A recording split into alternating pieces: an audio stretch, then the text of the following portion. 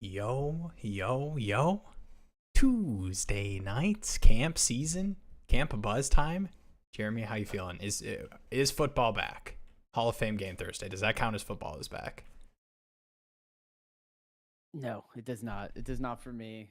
It's it's like a taste, you know? It's like a protein bar that says it tastes like a strawberry shortcake or something. And then you bite in it and it's like, nope, it just tastes like protein. Some Like Trey I'm Lance. waiting for the big thing. We get The to see big what Trey Lance first start in how many years? Let's against the see. Lions against the Lions scout team defense. Should be a good Yeah, time. Like a 32 point spread or something, or total. I'm looking forward to it regardless. Football is almost back. We can say that. Let's hit the I'm gonna hit almost the back. intro We're here getting closer. and we'll get into this puppy.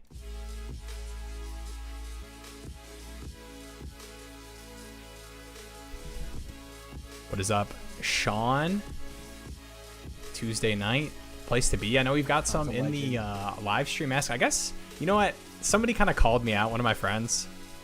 We did the Josh Downs, I think was the first thumbnail that had like an actual like specific topic on Like it. topic. Yeah, and he was like, Yeah. dude, you guys didn't talk about Josh Downs until like 50 minutes in, and only because somebody asked about him. So, I mean, I'm down to talk Ibuka, but I think probably the biggest news dynasty wise, there's obviously some like camp stuff is going to be pretty big, but as far as contract stuff, we had the Cortland Sutton extension. I think that was people were expecting that Mhm. for 4 years. I think like 92 million. So we'll see. I expect Terry to get more, but we'll see what that piece does in comparison when they're like similarly aged receivers getting extensions. I think Terry probably is asking for more, but that at least was one domino to fall. Yeah, I mean, I heard Terry was hoping to get like a DK Metcalf style deal, but I'm Mm. also sitting there and I'm like, I was doom scrolling on Reddit and people are like, well, they have similar stats, and the only thing is like he's almost 30, and I'm like, yeah, that's a huge thing when it comes to giving a wide receiver in the NFL a contract. So I do expect that one to probably linger, but I still imagine we will end up with Terry in Washington. And I will say, like as a fan of Jaden Daniels, who isn't, just having a young quarterback makes you think that team is young, but when you look on paper, it's just a lot of old players, especially the defense. So Mhm. I it's certainly an interesting team, and I expect we'll kind of have to see a regression at some point from the Commanders team as a whole as they kind of retool, once Bobby Wagner and Lattimore and all these older guys kind of age out. Mm. We'll see. Maybe it'll be Fat Debo, wide receiver one season. No, I think those things tend to get done. Ooh, who is this sharp looking dude in Jeremy's spot? Will we got a lot of haircut checks here. J- A lot of haircut comments. Jeremy looks like me in '88, except my mullet went right down right to my crack. Okay, rat tail. I did used to actually. I might still have a little The rat tail mullet going. stops. I tried to cut. You ever get the what is it called? Like a cowlick, where like part of your hair will stand Oh, up and there's nothing you can do I about get it it. like right around here, and then like my hair will sometimes go like this, and then like I'm constantly like I don't. That's my hair troubles is all back in this area where it's just like some hairs want to go this way, some want to go this way. I mean, you're rocking it. My issue was it was back here, and I remember in middle school I got in big trouble because I was like, why don't I just cut this thing off? And so I just had a huge bald spot in the back of my head because I wanted to get rid of the colic. It was pissing me off. Ooh, looks like he drives a Maybe Hellcat. that maybe that's what our center picture should have been. We haven't hit a Buka yet, but we have Hmm. got talked about rat tails. I guess we could do in the chat. Yes, to get a haircut. I'm gonna I'm gonna pose this to Jeremy before we hit some of these live stream ask questions, and feel free to drop any trade questions in the chat as well. But yeah, we call this episode the training camp or the camp risers. I feel like this is like the actual real reports start coming through. I feel like the rookie camp is kind of whatever, and there's a lot of people running around barely in pads, shorts, running 7-on-7, but like actually getting full on. We're counting out, starter reps, who's playing with who. And I mean, Igbuka, it's hard to hard to not talk about positive praise, which, I mean, you hear about rookies, right? Any first round rookie is going to get positive praise in some capacity from coaches, quarterbacks, receivers. But Ibuka really feels like hitting it on all levels with, just from the draft, the way the coaching staff talked about him. Baker going on the Heights podcast, talking about he's a stud. Baker going on the podcast. Talked about the yak stuff too, which is cool. Like it's one thing to hear like, oh, he's a stud, the way he carries himself. Like that stuff is like, okay, that's cool. But he was talking about the yak thing specifically and how it's hard to teach receivers to not jump to catch the ball and kind of that like in stride thing that Ibuka does really well. Man, it's getting me going for all my 108, 109 Ibuka. I know you're a big Ibuka guy. But I mean, I will say, I know too with Ibuka, like a big thing coming out on him is like he wasn't the most athletic profile ever, but he was the most well-rounded out of college. He had a ton of years of experience playing with amazing competition in Ohio State. Still stood out. Now, I'm not saying he was better than Marvin Harrison Jr. or Jeremiah Smith or any of those guys, but he still was an impactful player, had a significant role in that offense. And then you add into the fact he's in another high-powered passing offense that's usually pretty efficient. Again, new OC, a lot of things can change. It's a weird way of saying it. Like I feel like for this year, he's somewhat risky of a prospect. Yeah. Just because the floor is so low that other players that you're taking in his range aren't that low. Meaning, like if Godwin and Evans are healthy, like how much is like he might have like a McMillan role, like where it's kind of like okay, he's all right. But if Godwin and Evans or one of them goes down, he could totally step up and live up to a solid producing role right off the bat. And he's kind of like a perfect like middle tier team, rebuilding team. Like I want him on pretty much all those teams because to me it's like he's so insulated. He has that built-in JSN Dunze excuse, and that offense is already loving him. I mean, if you're on the all we need to hear that. He's having breakfast with Baker Mayfield or something like that. And we're like, oh, there we go. We're going to have a Triple Crown season. Well, let's, I'm with you all the way. I do think that the price is rising. I don't know if you've checked, ADP Daddy or Keep Trade Cut with where Ibuka's at. I'm going to flip over to this screen. It won't be the perfect first showing on stream of what I'm about to flip to because obviously Ibuka is a rookie, doesn't have any NFL stats. But let's head over to the tool here. Shout out to Jeremy for putting this together. I know you posted in the Discord as well, the stream stats here. And obviously, points per game 0 you're seeing there that will pull through. We also have the season-long stats. We'll get to a vet that actually has stats that we can pull through and show here. It'll just be a lot of blank spaces for Ibuka as a rookie. But I wanted to highlight this wide receiver 19 on Keep Trade Cut. And I think, obviously, first-round draft capital, but I think the recent reports, you're seeing a big rise. And I think he might have did he just surpass Rome? Or is he right there with him? He's got to be close. Rome right here, wide receiver 21 on, and actually, I don't need to check Keep Trade Cut. Why don't I just switch over here to Romo Dunze, wide receiver 21 on Keep Trade Cut. Yeah, he's. I mean, they're neck and neck, and I mean it's because similar-ish profiles, right? In the sense of like, people will give Rome that benefit of the doubt. The do-over rookie season. This unknown Bears situation, which we're gonna have another hype of. Oh, the Bears! It's their year. Everything's gonna go right. I don't know. Like I don't want to say they're the Jets, but I also they're not fully the Jets where everything goes wrong. But it's like okay, like you got to kind of divide the hype by 2 when it's the Bears. I feel like it's always everything's gonna go right for the Bears. This is finally the year, and then it's kind of like like how well do we feel? But it is good that Keenan Allen's not there. If Rome's gonna hit, it has to be now though. If he has another meh here, I mean, you're kind of looking at like a Waddle type player at best in terms of like where the community sees him. And Andrew here, this is going back to Ibuka. Would he potentially make a little more sense for an Evans owner I will say that I tend to think of players like really independently of each other. Like I am really locked in on like the player and their value specifically. So I understand a little bit of like the handcuff stuff where like if Evans were to go down for some games, you'd expect Ibuka to get, a big rise in, route share, target share and everything. So I understand that. But to me, I think of players pretty independently of each other, even though you would feel like, oh, my Ibuka stock raises once Evans retires. But I think in that case, Dynasty's a long-term game. I'm not too focused on an independent player versus like trying to have a certain amount of players on the same team, or like I don't want to have Chase and Higgins because they're on the same team. Like I don't really think about that stuff too specifically. I mean, I think too, like kind of what you pointed at is like Dynasty in a way is a game of low conviction moves in that, okay, cool. Like if you have Evans and Ibuka doesn't do anything this year, well, you still have Evans. So Evans is going to crush.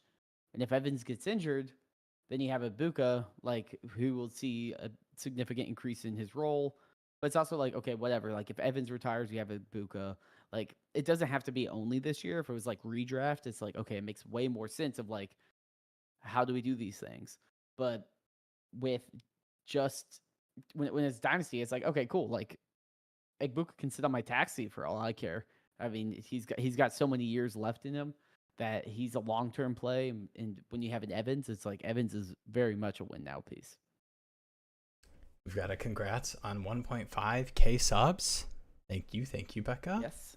We had a little mini celebration on the Thursday night best ball draft stream when we saw the 1.5K. Thank you guys, and we'll be there again for the Bucky Irving episode. How are you gonna miss the Bucky Irving episode 7, Thursday night, 9 p.m. Eastern time, Dynasty Q&A, best ball drafts. And while I'm over here, and you're over here, and you're in the Discord, sign up to join a Dynasty Daddy League. We're gonna be starting those up probably this next week. I think we talked about the end of July being the end of the signups, so definitely get in there. We'll probably do one more, add everyone, last chance to sign up for the Daddy Leagues. Get in those. And let's we'll hit a trade question here. B Turts McGee. I saw this name and made me think of the startup leagues because B Turts, you signed up twice, but it's okay. You're forgiven. I can delete the second sign up and get you in there, unless you want to be in 2 leagues. But no, I don't think we're gonna do that. All right, evening gents. 12 team Superflex, full PPR, start 11. 12 team start 11. 27 late first, 27 late second, and a 28 late first or Drake London, and a 27 early mid third. Man, being confident that both of those firsts are late. I mean, even going out to 28, I don't know how confident I would feel. 28 late. But I think the idea and concept is the team is good enough to where you're expecting, the team to be competing for the next 3 seasons. I'm fine doing this. 12 teams start 11. I think that's probably two firsts and a second is probably like pretty fair for Drake London. I'd pay that in most of my leagues. But is the start 11 worry you at all? It worries me a little bit. And I would really have to understand the team, right? Like if it's like, oh, like I have a 8-car garage and I can park another nice car in my garage, then sure. But if it's a one where it's like, oh, like, I just got a house with a 2nd bedroom. Now I'm going to spend all this money to buy Drake London in a start 11. That would be my hesitation. The benefit, though, is you do have the long-term future of I can get my picks back depending on your league economy. So if it's something like, oh, like I can always buy a 2028 first or a 27 first back if I want, then I'd be more inclined to do it. If you're in a league where it's like no one's moving those picks and you're like, okay, well, I guess my only options are split Drake London or hope he becomes, Justin Jefferson type player. But yeah, I mean, I think in the vacuum, I'd probably say get the stud. It's just hard to project a late. Like it comes down to like how confident that you are that these are late picks. Yeah, I think the one thing with Drake London that is nice is I feel like we've seen enough of Drake London, especially the tail end of this last season, where I think he is going to carry 2 first value. Even like Drake London gets hurt week 3 and is out for the rest of the season, I think you'll still see him moved for first plus, or somewhere near 2 firsts. He just kind of with that age and that. He definitely has a lot of insulation where it's Yeah. like, even if something terrible happens, it's like, well, you can still get like a first in a second. And it's Mhm. like, well, like, okay, if I only really paid a late 27 first, then how bad really is it? We got one here from Caden. Is it worth sending an extra third and fourth plus 2 firsts for Bijan instead of Genty? So I assume the plus 2 firsts is the price you're paying to get Bijan, and you could do the same deal. Or sorry, the price you're paying to get Genty, and you could do the same deal Okay, with an so extra it's third two and a firsts fourth for either or. for Bijan. Yeah, I mean I probably would prefer Bijan, but I don't know if I want to add much more than like a fourth to make that pick. I mean, Genty already is a tail end of the first round in underdog drafts as a rookie. I think just in terms of draft capital expectations for the prospect, I'm fairly confident that Genty will hold close to Bijan Gibbs value. But I guess if you want to pay for the fear and I guess maybe offensive situation, but are you taking on a third and a fourth to get Genty instead of Bijan? Or to get Bijan instead of Genty? I mean, to me, it's like when you order like a sandwich and they're like, oh, do you want to like add extra patty for $2? And you're like, well, I'm already paying like $15 for this. So like, what does it matter? That being said, I do agree. Like to me, they're same tier players. GT got the age premium. I'm sorry, With the unknown. I have to pause you. What? You're ordering a sandwich, and the cashier is like, "Do you want an extra? You're getting an extra patty. You're talking about like a sausage patty, I was thinking or like like a like a burger, right? Like so oh, you're like doing like a you can make it a triple. double, Oh, make it like okay, a okay, double or something, yeah, all right, or I'm like with you you. I'm add sorry. pickles for $1. You know, you add pickles for $1, and it's like, well, like I mean, sure, I can add pickles if it costs it. Yeah, Like to me, it's like you're that's still my getting fault. the same thing. I want to No, make you're sure I good. was. I wasn't clear. I don't think I am. There is probably one viewer that is at least one viewer that is dumber than me, so I wanted to make sure that they understood what you were dropping there. No, I mean, I think they're I mean, to me, I think they're both in the same tier of player. Um, I'm somewhat optimistic about the Raiders. I don't think they're going to be amazing, but I do think they will be good enough. And they have an interesting like skill positions between Bowers and Jinty. Mm. It's just an interesting, unique offense. And Pete Carroll there, which I still feels weird saying that he's like back. I'm like he has to be done, but no, he's back. Yeah, to me, it's like, hey, like how much do you just want to pay for the Bijan? Yeah, like to me, it's like the same tier, but if you're really convicted that Bijan, the security of Bijan situation, we've seen it, we kind of know what to expect. If you want that, then the extra third and fourth is fine, in my opinion. Yeah, it gets kind of weird with like the Boise State stuff, but I think we saw this past season that not mattering as much just in the games against better competition. But I think a lot of people would say that Genty is as good, if not. I've seen some people say he's a better prospect than Bijan. So He is. We have Bijan at home. But yeah, I think it's fine. Like I wouldn't scoff at it if I found out that somebody paid an extra third and a fourth to get Bijan instead of Genty. Like I would prefer Bijan instead of Genty if I was just taking a stab at it. But yeah, I think only one of Geno, Pete Carroll, Chip Kelly, offensive coordinator, only one of those upgrades needs to hit, I think, for Genty to have like the smash season everyone's expecting. Like I don't even think it's necessarily the Raiders are, like this year's insert bounce back team, Broncos, whatever. Subtitle Chip here. How are we feeling? Woody Marks Truthers investment may pay off early with the Mixon news. So yeah, injury stuff. There was a couple. I think the Woody's Roundup, baby. Woody's Roundup. I will say the one nice thing about Woody specifically is like very different skill set from. I mean, say what you will about Nick Chubb right now, but even pre-injuries, like the pass catching stuff that I think you might get from Woody, and I feel a little bit more confident in him having that role. Even outside of the Mixon stuff, just because of the investment the Texans made, like trading away the future pick to like make sure they got Woody Marks. Even though if I'm not as confident in Woody Marks, the runner, I think that that role should exist for him. I mean, this is like early Christmas for all the Woody Marks believers, but I mean, ultimately, it's just this is why when everyone asked, "Hey, Fab question, which running back or like who do I pick up?" And I'm just always like, just pick up a bunch of random running backs because Mixon goes down. It's like, well, now here's Woody's time to shine. And if he doesn't, then it's like, okay, I already know what to do with him now. Like I get rid of him.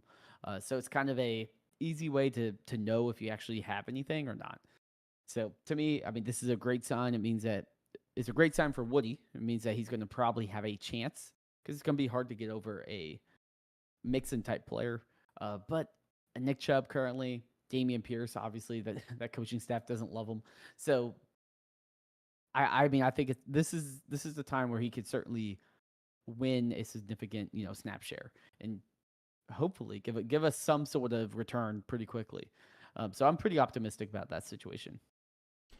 I'm gonna take a look. So this is going back to the Drake London. So this is the 2 late firsts and a second for London. My team is now Caleb, T-Law, Bryce, Jinty, Henderson, Harvey, Tootin, Aaron Jones, Puka, BTJ, Hunter, London, Addison, DJ Moore, Downs, Laporta. Still have a first in each of the next 3 years. The 27 and 28 are the Taco of our league's picks. Oh, Taco in a... Because the Taco part is interesting with the late first. But I guess so I assume the team is like a competing team, and that's exactly what it is. Owen and Joku, pretty sure I'll be competing for sure. Yeah, I'd be curious about those first. When you say the Taco of our leagues, usually when I hear Taco, I'm assuming like they traded away their picks and their team is bad. Like that is like the Dynasty Taco combo. I assume he's saying I'm trading away my worst first round picks, and I have 2 first round picks from a bad manager in the future. So I still have the leverage. I'm going to just upgrade. So now I have Puka, BTJ, Hunter, London, Addison. I mean, at this point, you probably have, I guess it is a start 11. Start 11, yeah. This is a nice start 11 team. I mean, that's good. It is. Good running back depth. My only concern would be like maybe like running backs. You're kind of you really need one of those rookies to like smash right out of the gate because you got Aaron Jones, Tootin, Harvey, Henderson. So I potentially look to say maybe I could sell on some Josh Downs type. Not like even if he does that well, it's something that impacts my roster. Could I pick up a running back? It also depends how many flexes you have. If it's something right, if like you only have to start 2, one running back. Yeah. Yeah, Diaz, we gotta need one best ball daddy league, pretty please. Yeah, we can let's see. I am down to do that. But we'll have to see. We'll have to see.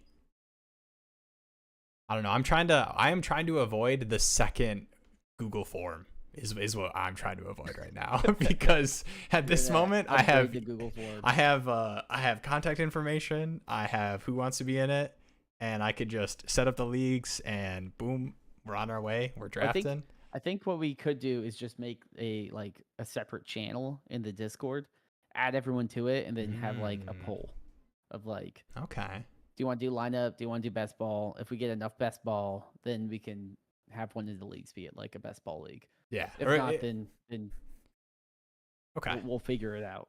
All right. Like best ball, yes, no, I don't care. You'll get your wish. Because I wouldn't mind a best ball. I'm starting like 20 lineups is a hassle in the morning, especially when it's like, oh, it's a road trip day, and I don't know. I'm like leaving at 11. I'm like, I hope no one gets injured while I'm on the road. I did see this, and we'll see how long it takes for me to actually correct it. But apparently, we've all been pronouncing so it's like Bijan. It's like Bijan. Bijan. Like rhymes with the Sean. Bijan, not Bijan. I think it's the Bijan. Here's the thing. It's the marketing brain. Shout out to Bijan. But he did the Bijan's mustard thing, And like to me, I'm like, I don't pronounce it like honey Dijon. I give it the Dijon, you know, Dijon mustard, Bijan mustard, you know. Anyone with me, or am I? Is this the part of the stream where Jeremy has to stop me and we have to go on to the next question? Bueller. All right, here we go. Actually, okay, this one. No, I agree that Bijan, like it's just easy to tie with like mustard. Yeah. Okay, I don't want to say that I didn't say this. It probably was a part of a bigger point, but the B-Turts messages, I know a few weeks ago you said you loved getting Levis late in startups. Are you still excited getting him after he's expected to miss the whole 25 season? I believe that this probably was in context with me saying that I like scooping backup quarterbacks late in startups. Maybe Will Levis's name crossed into that territory. He probably would be lower on the list, obviously, missing the entire 25 season. Like, I would rather have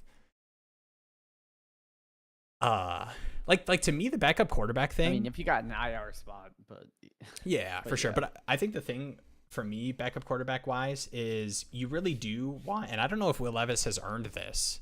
I think almost certainly not.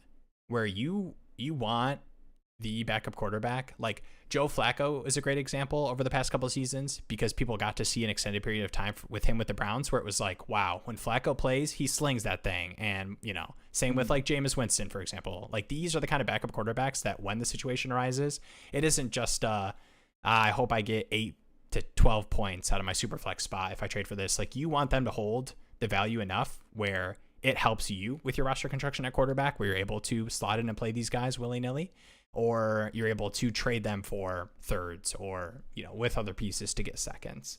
So I think Will Levis, maybe I did mention, because, you know, the young aspect of it, which I think matters less when you've already lost your job. I feel like I'm like debating. He's 26. I'm debating something that I'm not sure I said. So I'm gonna hold on to the 10% chance I didn't say Will Levis. Yeah, I mean, I think really it comes down to me is if I have a backup quarterback, what's his chance of starting? There's very few cases where it's a backup quarterback that doesn't have a chance of starting, and I'm somewhat interested in. That would be like a Jackson Dart. If they're like, he's 100% not starting, which I don't really 100% believe. I believe that the seat gets hot, they're putting in Dart because they need to do something. But in general, like, Levis ain't going to play all year. Like, okay, do you have a big IR spots? Sure, you can stash him. Otherwise, pick up a different backup running back. Like what Ray Rue said, Jimmy G. Pick up Jimmy G instead, because, you know, at least he has a chance of actually scoring points this year. With his best friend, Devontae Adams. They're reunited. That's true. At long last. What's up, Birds, Bills? Can't believe I missed the first 25 minutes. 1.75x speed. Here I come. I've leveled up to. I'm a 2xer. Will you ever push the 2x boundaries? Sometimes I have to go back down to 1.75x to. I went to understand. like 1.75, and then I'm like, okay, like I don't know if it is like melting my brain, but I'm like, okay, let me slow it down a little bit. So I've been kind of doing 1.5 right now. Ooh, Frankie ate the chocolate. Got a trade stolen out from under me. We heard something about this, not this one specifically, but somebody else had a bad trade interaction last week. These are sad to hear about. But football's back, so it'll be okay. But let's hear this one out. They gave Josh Downs not back yet. a 26 first and a 27 first for JJ and a second. Our league is in uproar and everyone's going crazy. I'm thinking this might be the best time for a move. Is it too risky to trade off 2 or 3 of my firsts for another high-end receiver? I'd be curious the format. I mean, if it's a shallow league, I love just getting every, you know, young, high upside receiver for picks. It's crazy to me. Like, I don't know. It's always funny to me when it's like, here's Justin Jefferson, and you know what? That's not enough. Here's a second. I'm like, Justin Jefferson is enough in every package. But yeah, I mean, obviously that trade's a good trade. I don't think it's certainly controversial, but it's not like a trade where you're like, oh my gosh, like this is clear collusion or anything. But yeah, I mean, he set the price for, hey, Justin Jefferson went for 2 first and like a late first value wide receiver.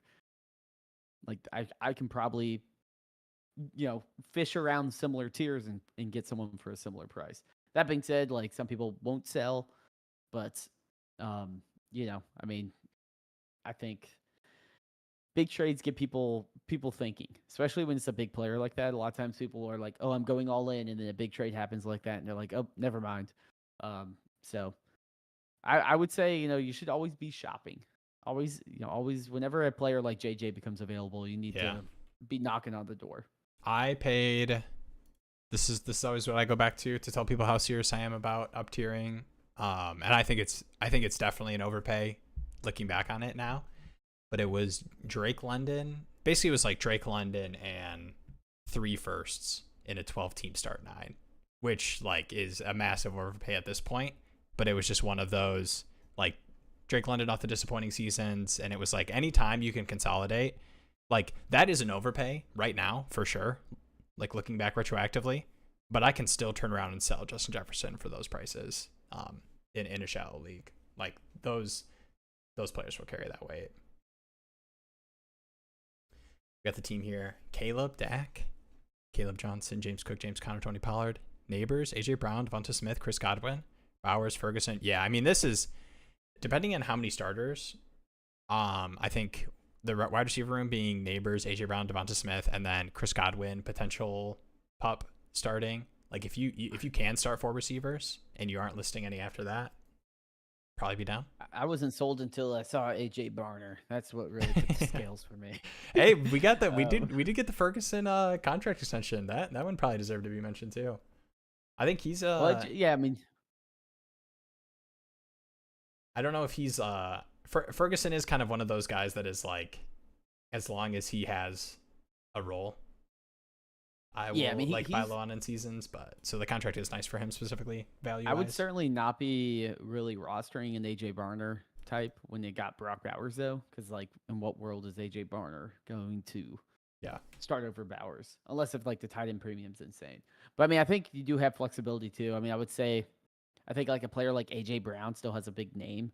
You could probably take AJ Brown in like a late-ish first and get a solid, like a solid upside upgrade to a younger type player. But I mean, you already got one of the elite guys in Neighbors. Hopefully he's okay. I know we got hurt in practice. Yeah, it's and that's not even that's whole thing too.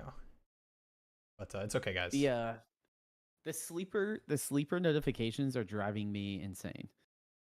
I open it every time I open my phone. It's like 80, and it's just a bunch of random players questionable. And I'm like, yeah, only let me know if it's like injured. Like I got a Wan'Dale Robinson update. I need to check my notifications. Like they need to filter, be like, okay, it's like CMC went down or something. Okay, sure, but like Wan'Dale Robinson. And we're I know. And then I think Isaiah Likely was another one, but I think they're waiting to see exactly what that ankle stuff looks like. I think Harbaugh said it was like an ankle roll and probably a couple weeks. But all right. In terms of competing, if my 9 out of 10 of my starters are on their rookie contract, how long will it be till I compete? That's a pretty loaded, interesting question. Just send it in. Oh, the live stream ask. All right, we will. I'm adding this to the queue, and we're gonna lightning mode through some of these, and then we'll hit the live stream asks. Agreed? All on board?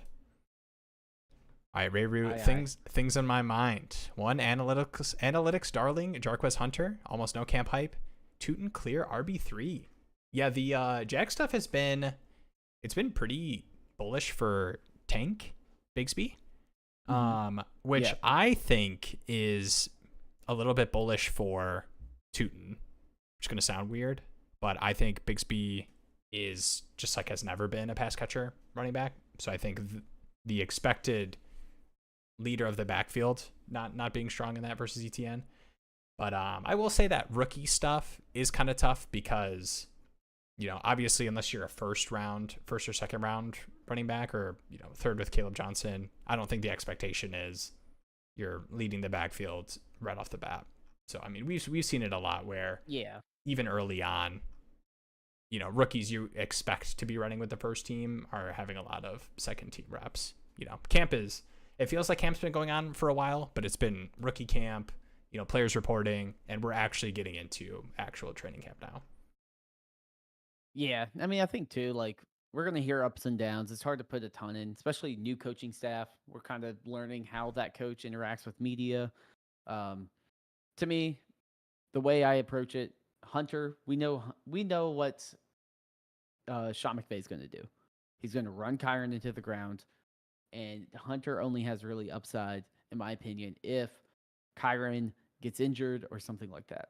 That's when we actually see, okay, is he ahead of Corum? Is there some sort of opportunity here? Because Kyron still needs some sort of long-term deal. I've heard rumors that it's supposed to be coming, but I don't know. And then the Tootin situation, I mean, to me, I think realistically what's going to happen, it's going to be a 1-2 punch of ETN and Bigsby to start off. And we'll get around week 5 or 6 or so, and they'll start putting in Tootin into the game plan and just kind of see how it all flows. I'm not overreacting to a rookie running back not dominating in preseason. I can't really think of like a 4th round running back ever really dominating to a point where everyone's like, oh my gosh, we need to go out and buy that.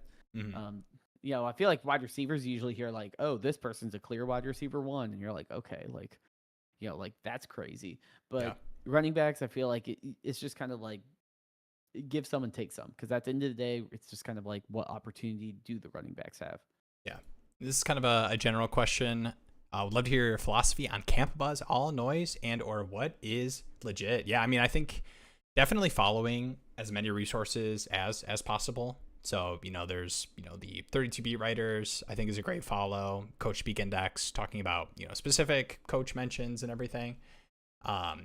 For me, these are all like pieces of the puzzle. So I think anytime you see a report, one, you want to know what it's coming from. Is it coming from like the coach's mouth?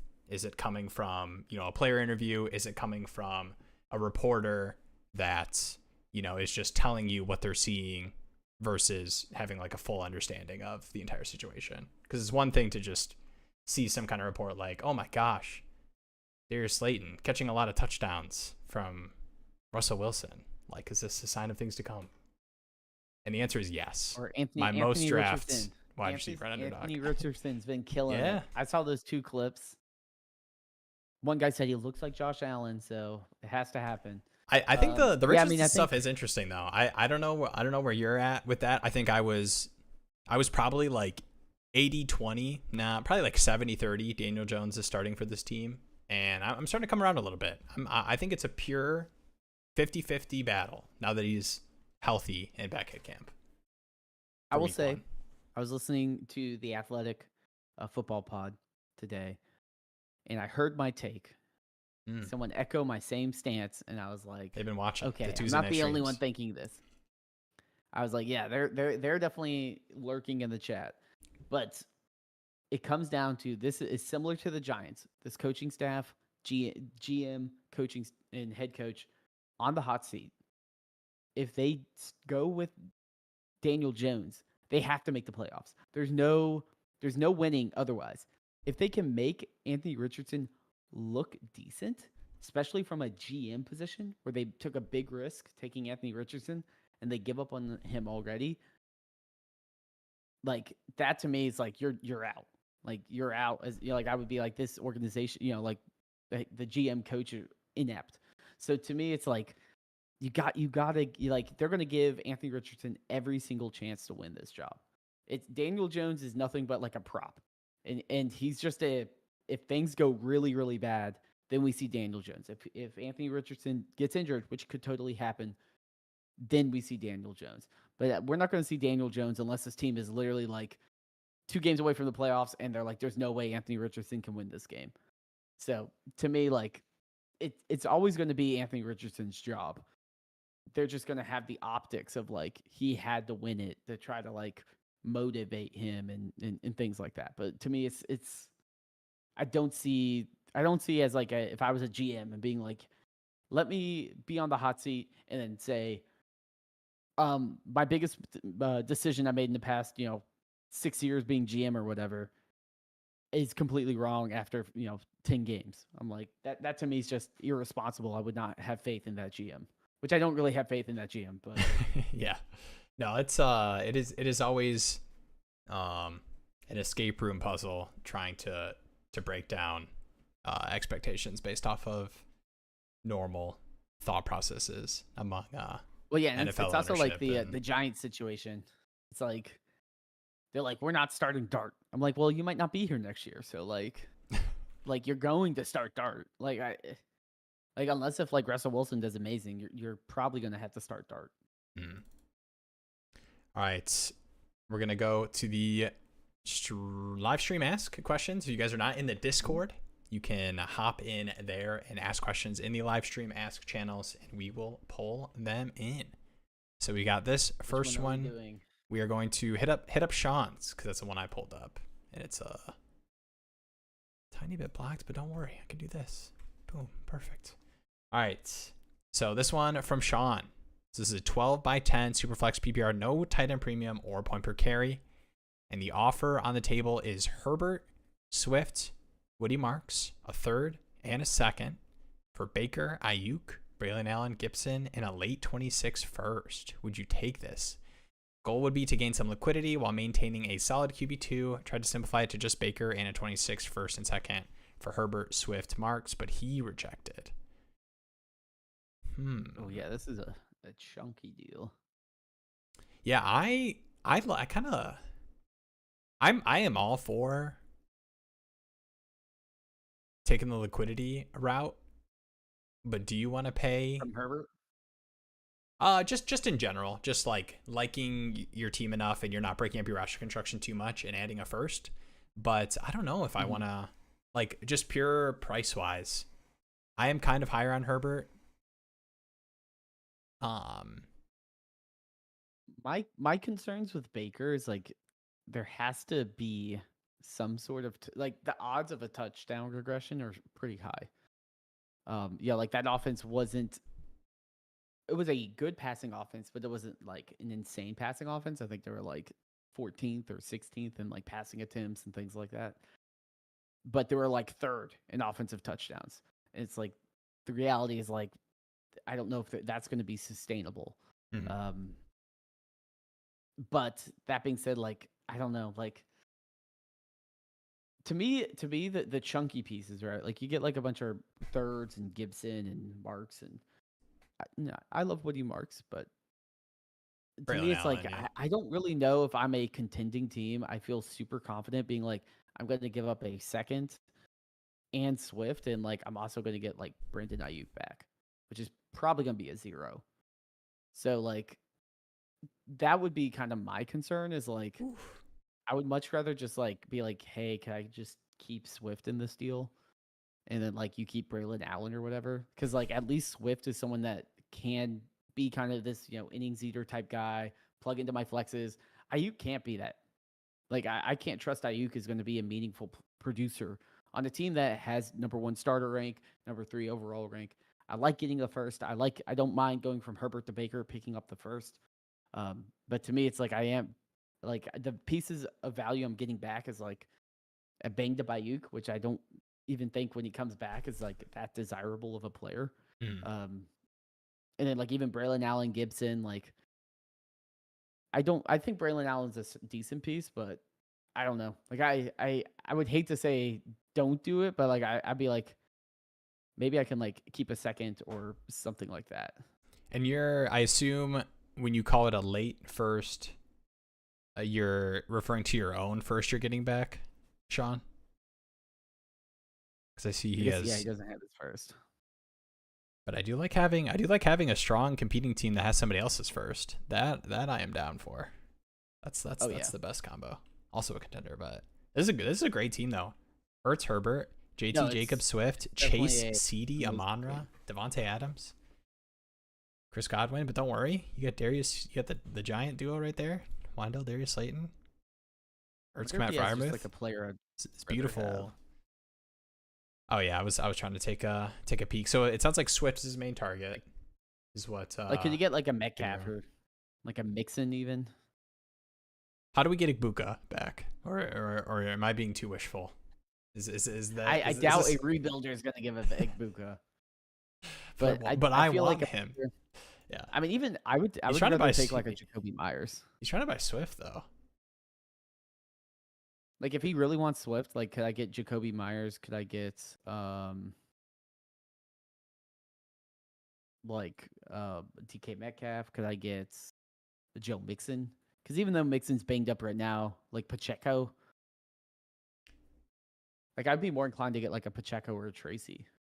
The only thing that is kind of, I kind of like having Swift on this team though.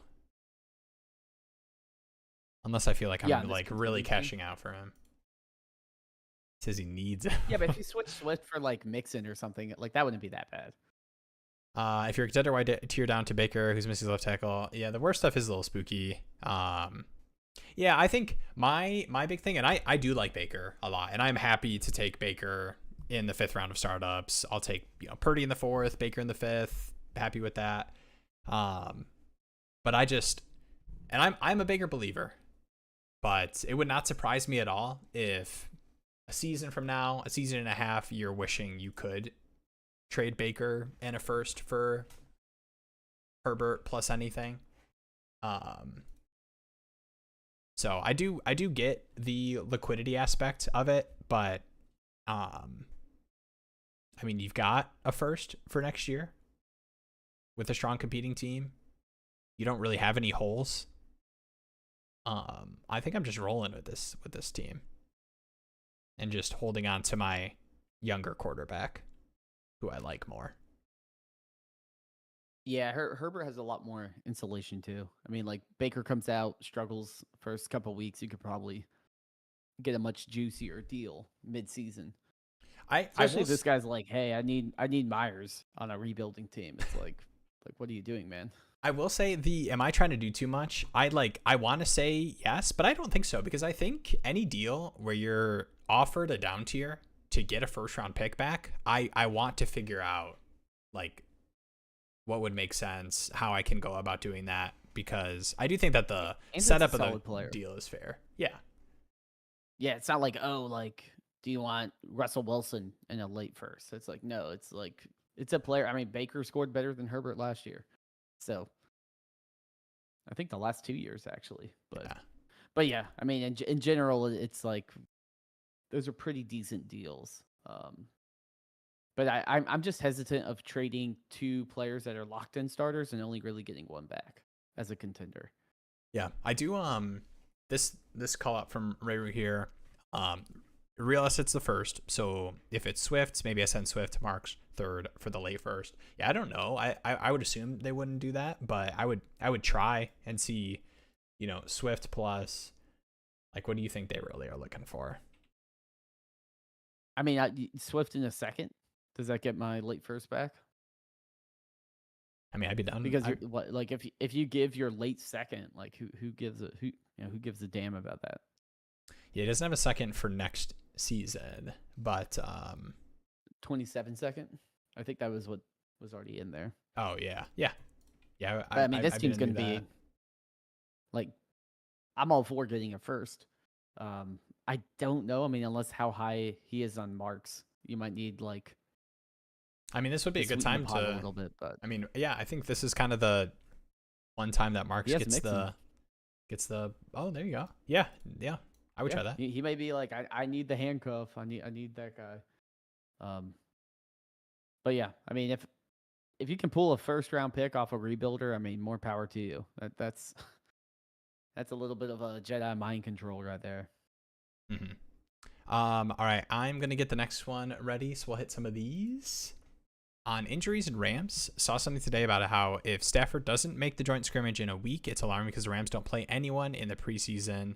The guy is 37 after all. Yes, true. That will be kind of interesting to watch. Yeah, Sean McVay is not a big preseason guy, even with the young guys too. Like, you'll see it with like Puka the past couple seasons, and Corum as well. I think Corum was a little hurt too for some of that, but yeah, because he was coming off the college injury, I believe. Yeah. Jeez.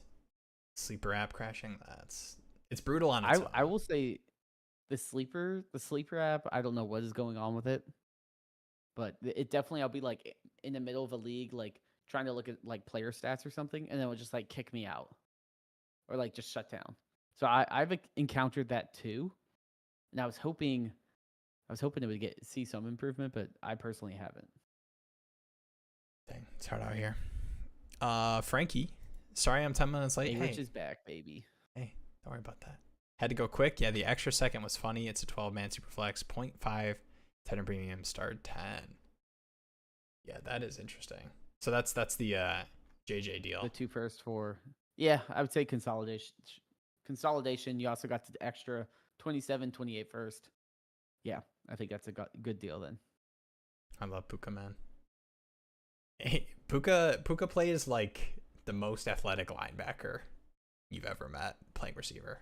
That's awesome. Puka just scares me. It's kind of like Pacheco running, where it's like I just know he's gonna get hurt. Like that's kind of Puka. It's like I know he's just gonna get banged up so much, but he is so much fun to watch. Yeah. So this is going back to the like some of the investment stuff with A-Rich and Dart. Dart much lower draft capital investment than A-Rich, right? Agree on A-Rich, but not 100% sure. Agree it translates to Dart. Yeah, the A-Rich stuff is tough though because we've just seen what they've been willing to do as far as like the benching for Flacco and hearing a lot of the smoke stuff with like just like the way he approaches things or whatever. Like all that stuff sounds like BS until a player is getting benched, you know, in their second season when they were injured for much of the first. And I will comment, like the draft capital is different, but it's still first round draft capital, right? Even if it was like in the 20s, it's still first round draft capital, and it's like this coaching staff's like make it or break it year. Whereas A-Rich, they had a couple years to figure it out. He was a higher pick. I mean, you're telling me Dable's seat doesn't get hot by week 8, and they're like, okay, like let's throw Dart out there, because either way, it's like, okay, Dart with the GM and the coach that picked him, or Dart next year with the GM and coach that did not pick him. To me, the situation is a little bit rotten for Dart. Like Dart kind of has to prove it's his job and kind of save everyone's job, or he's going to be kind of like like an orphan quarterback in this situation where the people that picked him didn't actually end up with him. Yeah, GM coach turnover for sure. Coming in late, but we're out here. Let's go. What's up, Christopher? Hey, boys. Love from Hannah and Connor. We're on the big TV. Let's go. Oh. All right, I'll toss this over to you. Any thoughts on Elijah Moore on the Bills, or is he not good anymore? I will say this is big. This is a big day for Connor. First time he's not asked. Watching Puck. Elijah Moore on the Bills. I don't really care. I don't really want any of the Bills receivers outside of maybe Shakir. If I have like Josh Allen, want to stack it. Mm-hmm. Could Elijah Moore do something? Sure. But we saw last year too, like Josh Allen spread the ball out around a ton. So no one really truly was that alpha guy. We haven't really had that since, prime Diggs in Buffalo. So to me, it's like maybe if I'm in a super deep league, maybe I stash in Elijah Moore, or I'm best ball league or something like that. But for a typical league, I'm okay. I'll let someone else hold on to him. Buy more of Moore, sincerely signed a Bills fan. I really want to be in on Elijah Moore, but I was also really in, and really in is relative, but for underdog prices last season for Curtis Samuel. Yeah, he gives me that vibe. And I do think the Bills are a little bit overrated like Josh Allen. Hey, Josh Allen, I think, arguably best quarterback in the NFL right now. But outside of that, behind Jared Goff, right? Of course, outside of those conversations, like the Bills are kind of an overrated, like good offense for pass catchers. Like the way, like their pass rate stuff, I think is lower than people would expect. Josh Allen is the GOAT. Yeah, true. But yeah, outside of like the dig seasons, it's not really like Josh Allen is, bringing up all these elite pass catchers. Very, very spread. Yeah, I mean, we saw that with Kincaid. Everyone's like, Kincaid's going to crush. Kincaid's like lukewarm. Jersey Kincaid is Kincaid is getting like a room temperature beverage. It's like okay, yeah, and that's kind of everyone there. It's like you're not like thank God I have Keon Coleman on my roster. You're like okay, I'm like I'll deal with it. Yeah, I think it's a lot of like the scheme is better. Like it's like better real life football players than fantasy players situation. Right. Yeah, for sure. All right, we got Shakir, Coleman, Kincaid, Moore, Knox, Samuel. All right. What about Will's most drafted, probably third most drafted receiver, Josh Palmer? Oh boy. Oh yeah, Josh. Where's he on the list? My thing with Palmer is I think he just got too much money to not be like taking over the Matt Collins route share. Yeah, I think he's like he's probably more of a big play type of guy. Forgot about Palmer. You know what, Christopher, I understand. I think that is an okay forgot about Josh Palmer. Signed a Bills fan. It's okay. I always forget random players like until like it's like week 4. Then I'm like, okay, I got all the rosters downloaded. But yeah, man, people are the hair. I do need to get a haircut, but I don't think I'll get the great response that you get. Usually, my haircuts are just gotta get the mullet. I'm always breaking out the what's the difference between a bad haircut and a good haircut 2 weeks line when I get a haircut. We'll see. Olivia won't let me shave my head. She says my forehead's too big. So we'll see. Palmer before Coleman. On blast. More so he's always on. More, okay.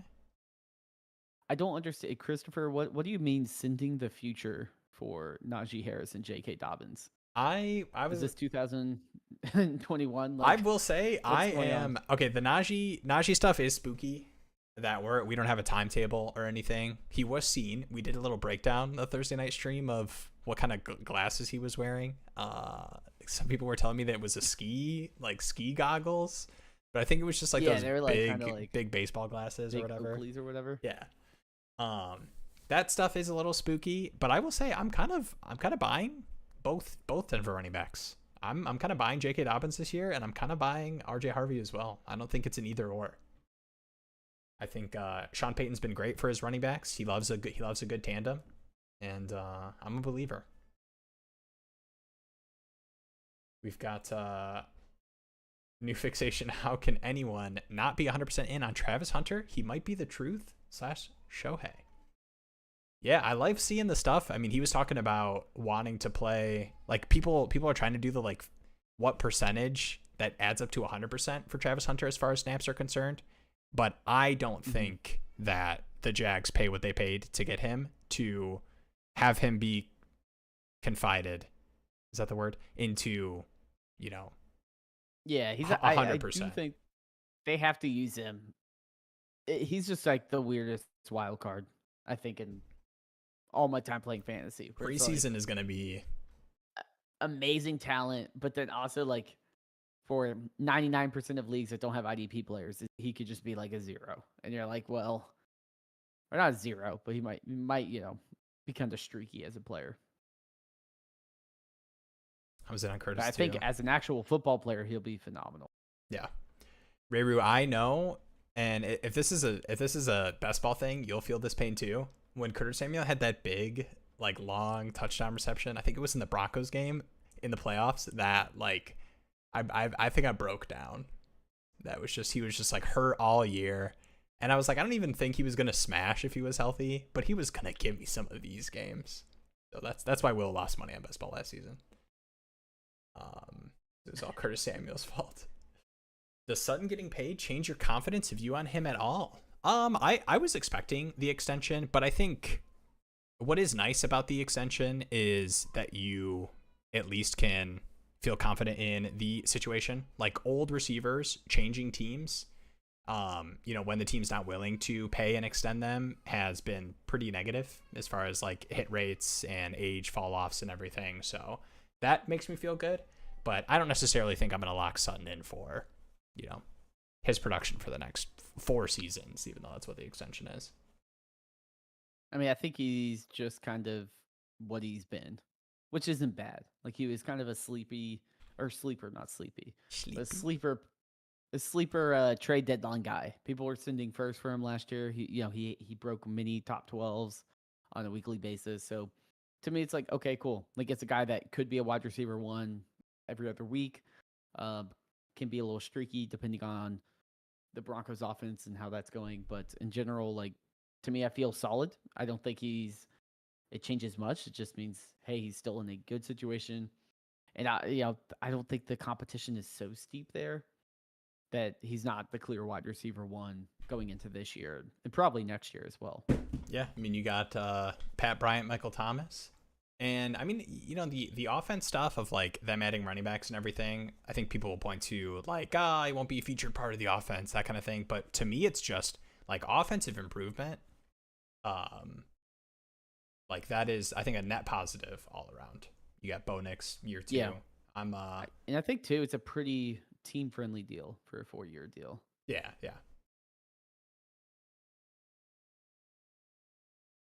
All right. That's kind of the deal I'd expect. I guess Terry's probably going to get a little more, but I expect Terry McLaurin to get a deal around that. Yeah. I expect he's asking for more for sure. I need a mullet, Dynasty mullet boys. I cannot get past the awkward stage that you would need to get the length and the bounce that Jeremy can get to with his hair. So this is about my max. When I start doing the middle school, I don't know if you were ever a hair flipper. Yeah, the hair flip. Yeah. Yeah. When I start doing that, I just immediately go to the salon, and by the salon I mean the sports clips. That's down the road. All right, we have the full Buffalo Bills pass catching breakdown here sincerely from a fan. Cook, Shakir, Palmer, Coleman, Davis, Kincaid, Ty Johnson. Okay. Moore, Knox, Samuel, Chenault. Dang. Forgot about Chenault. What does this mean?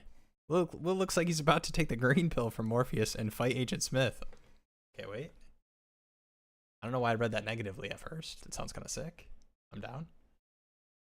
I need to watch those movies. You sending Scattervoo for J.K. Dobbins in the 3rd?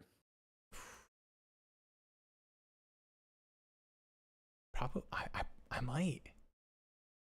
That's got to be pretty, like, not even league specific, but like market specific for me with the league I'm in.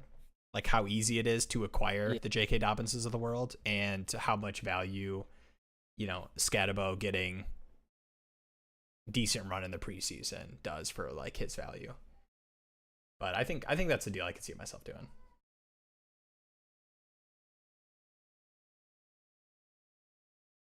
All right, we've got honestly, I still don't have RB2, so that's where I'm at. So this is the Najee J.K. Dobbins. I do love me some J.K. Dobbins. Najee's boost me. What training camp are you believing in the most? Like I say stuff? all the players that are high in my portfolio. Whenever something good about that, I'm like, my take on Anthony Richardson's right. I mean, I honestly don't have I'm not all into like the coach speak index and all of that. Like I know it's there. I know there's good analysis of it. Mm-hmm. I just kind of use it as like, okay, is there a player I don't really personally believe in or don't care about? Oh, there's a good thing about him. Maybe I can move him. Maybe I can get some sort of interest in my league more than like having training camp motivate me to go buy something. Yeah. I think obviously we're Dynasty degenerates. We're going to have these, notifications on these posts and, be in Discords and be up to date on every single report we're seeing. But for me, I think it's bigger for like people who are like high portfolio, like best ball drafters or want to have a finger on the pulse of that ADP, just because that, like those little changes and, calling your shots when players are at certain ADPs is pretty big. But I think for me, I don't want to go to Ibuka.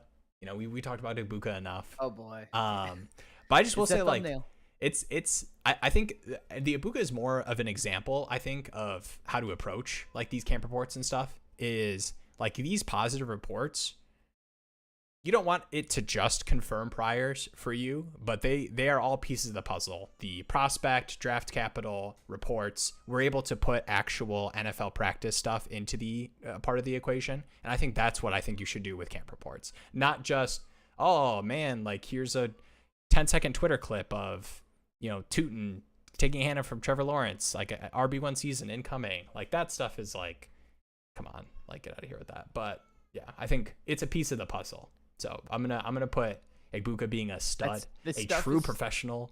This is this is the true. I don't believe it unless it's the player I have bought real estate on his island. All right, like Egbuka Island. That's true. Okay, yeah. Property value going up. Let's see. I'm trying to think of what I don't believe based off of a player I've been drafting a lot. I think I put my head in the sand. I have a lot of Rico Dowdle. Can we start getting some Rico Dowdle buzz, guys? Anyone? I have a lot of Anthony Richardson. So I'm feeling good about that one video where he's crossbody, accurate throw. We'll see what accurate means. I know I was seeing some report about him only throwing like short, which definitely does need to work on. It is so funny to have so many long dots from A-Rich in his like 1.5 year NFL portfolio. Week 1 last year when he did that one, I mean, it's like one of the plays of the year. Where he did that, like the stumbling out of the pocket and then bomb. Yeah, and I was like, is he the best player in the league? Because I remember I was listening to it was the Ringer Fantasy Football Show from last year, and they were like, yeah, I'm taking Anthony Richardson as like QB3. And I was like, that's insane. But they were like, well, he only played 2 games and he scored like 20 points per quarter or something crazy like that. And I'm like, yeah, but the sample size is so small. I'm like, it's so small. Like I would never take him QB3 in like a redraft league, but I don't know. I mean, I think now, and I know Ray Rue said he was like, I wish I picked up more Anthony Richardson. This is why you just gotta you gotta find those depressed values of like Anthony Richardson's still gonna get a shot. He's just a Justin Fields type bet, and you just got to buy him when no one wants him.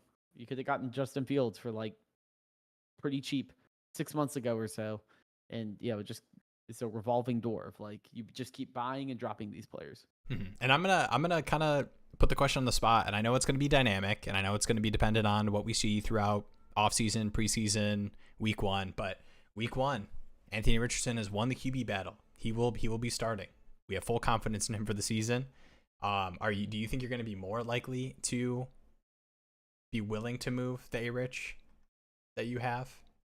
I know it's going to be price dependent. Yeah. I think at a certain point, like I think if someone's like lowballing me, I'm like, I'd rather chase the upside. But if I get any sort of locked in asset of any kind, like like an early-ish second or something like that, then it's like, yeah, like I'd just rather cash out at some point. Because I don't think Anthony Richardson will ever have the security of like him being like a 2 first-round pick type player or something like that ever again. But, I mean, there's a reason I held Justin Fields in leagues. There's a reason I keep, whenever these guys are down, I'm like, I know all it takes is, because those are the best players to hold, because all it takes is, they're going to start for 5 weeks. Okay, well, Justin Fields is probably going to be a top 12 fantasy quarterback. Not real life quarterback, but fantasy quarterback. He's probably going to be a high-ranking fantasy quarterback. And those are the guys I'm like, I'm going to buy when no one wants them, because all they need is like 2 weeks of starting, and you could probably get a second, or something like that. I'm going to hit 2 real quick here, and then we're going to go to another live stream ask. We've got Hunter or McLaurin and Sutton. 12 by 10, 0.5 PPR. I have a contending roster and enough wide receiver depth to do it. I'm 100% in on the Hunter Kool-Aid. Yeah, I think I'm doing this. I think, and I like McLaurin and Sutton, but I think if you feel confident in the depth you have, I think that's the perfect kind of tier off move of 2 older assets. I mean, they're both going to get the contract extensions. You're going to, but this is the time you have to move them, right? Because if you're not doing it now, year 1, year 2 of the contract extension, you're not going to be able to get anywhere near that price. No, I completely agree. Hunter has so much upside. McLaurin or Sutton, it's like, what are you doing for me now? You can always easily buy them back. So definitely take the Hunter side. He's not going to 0.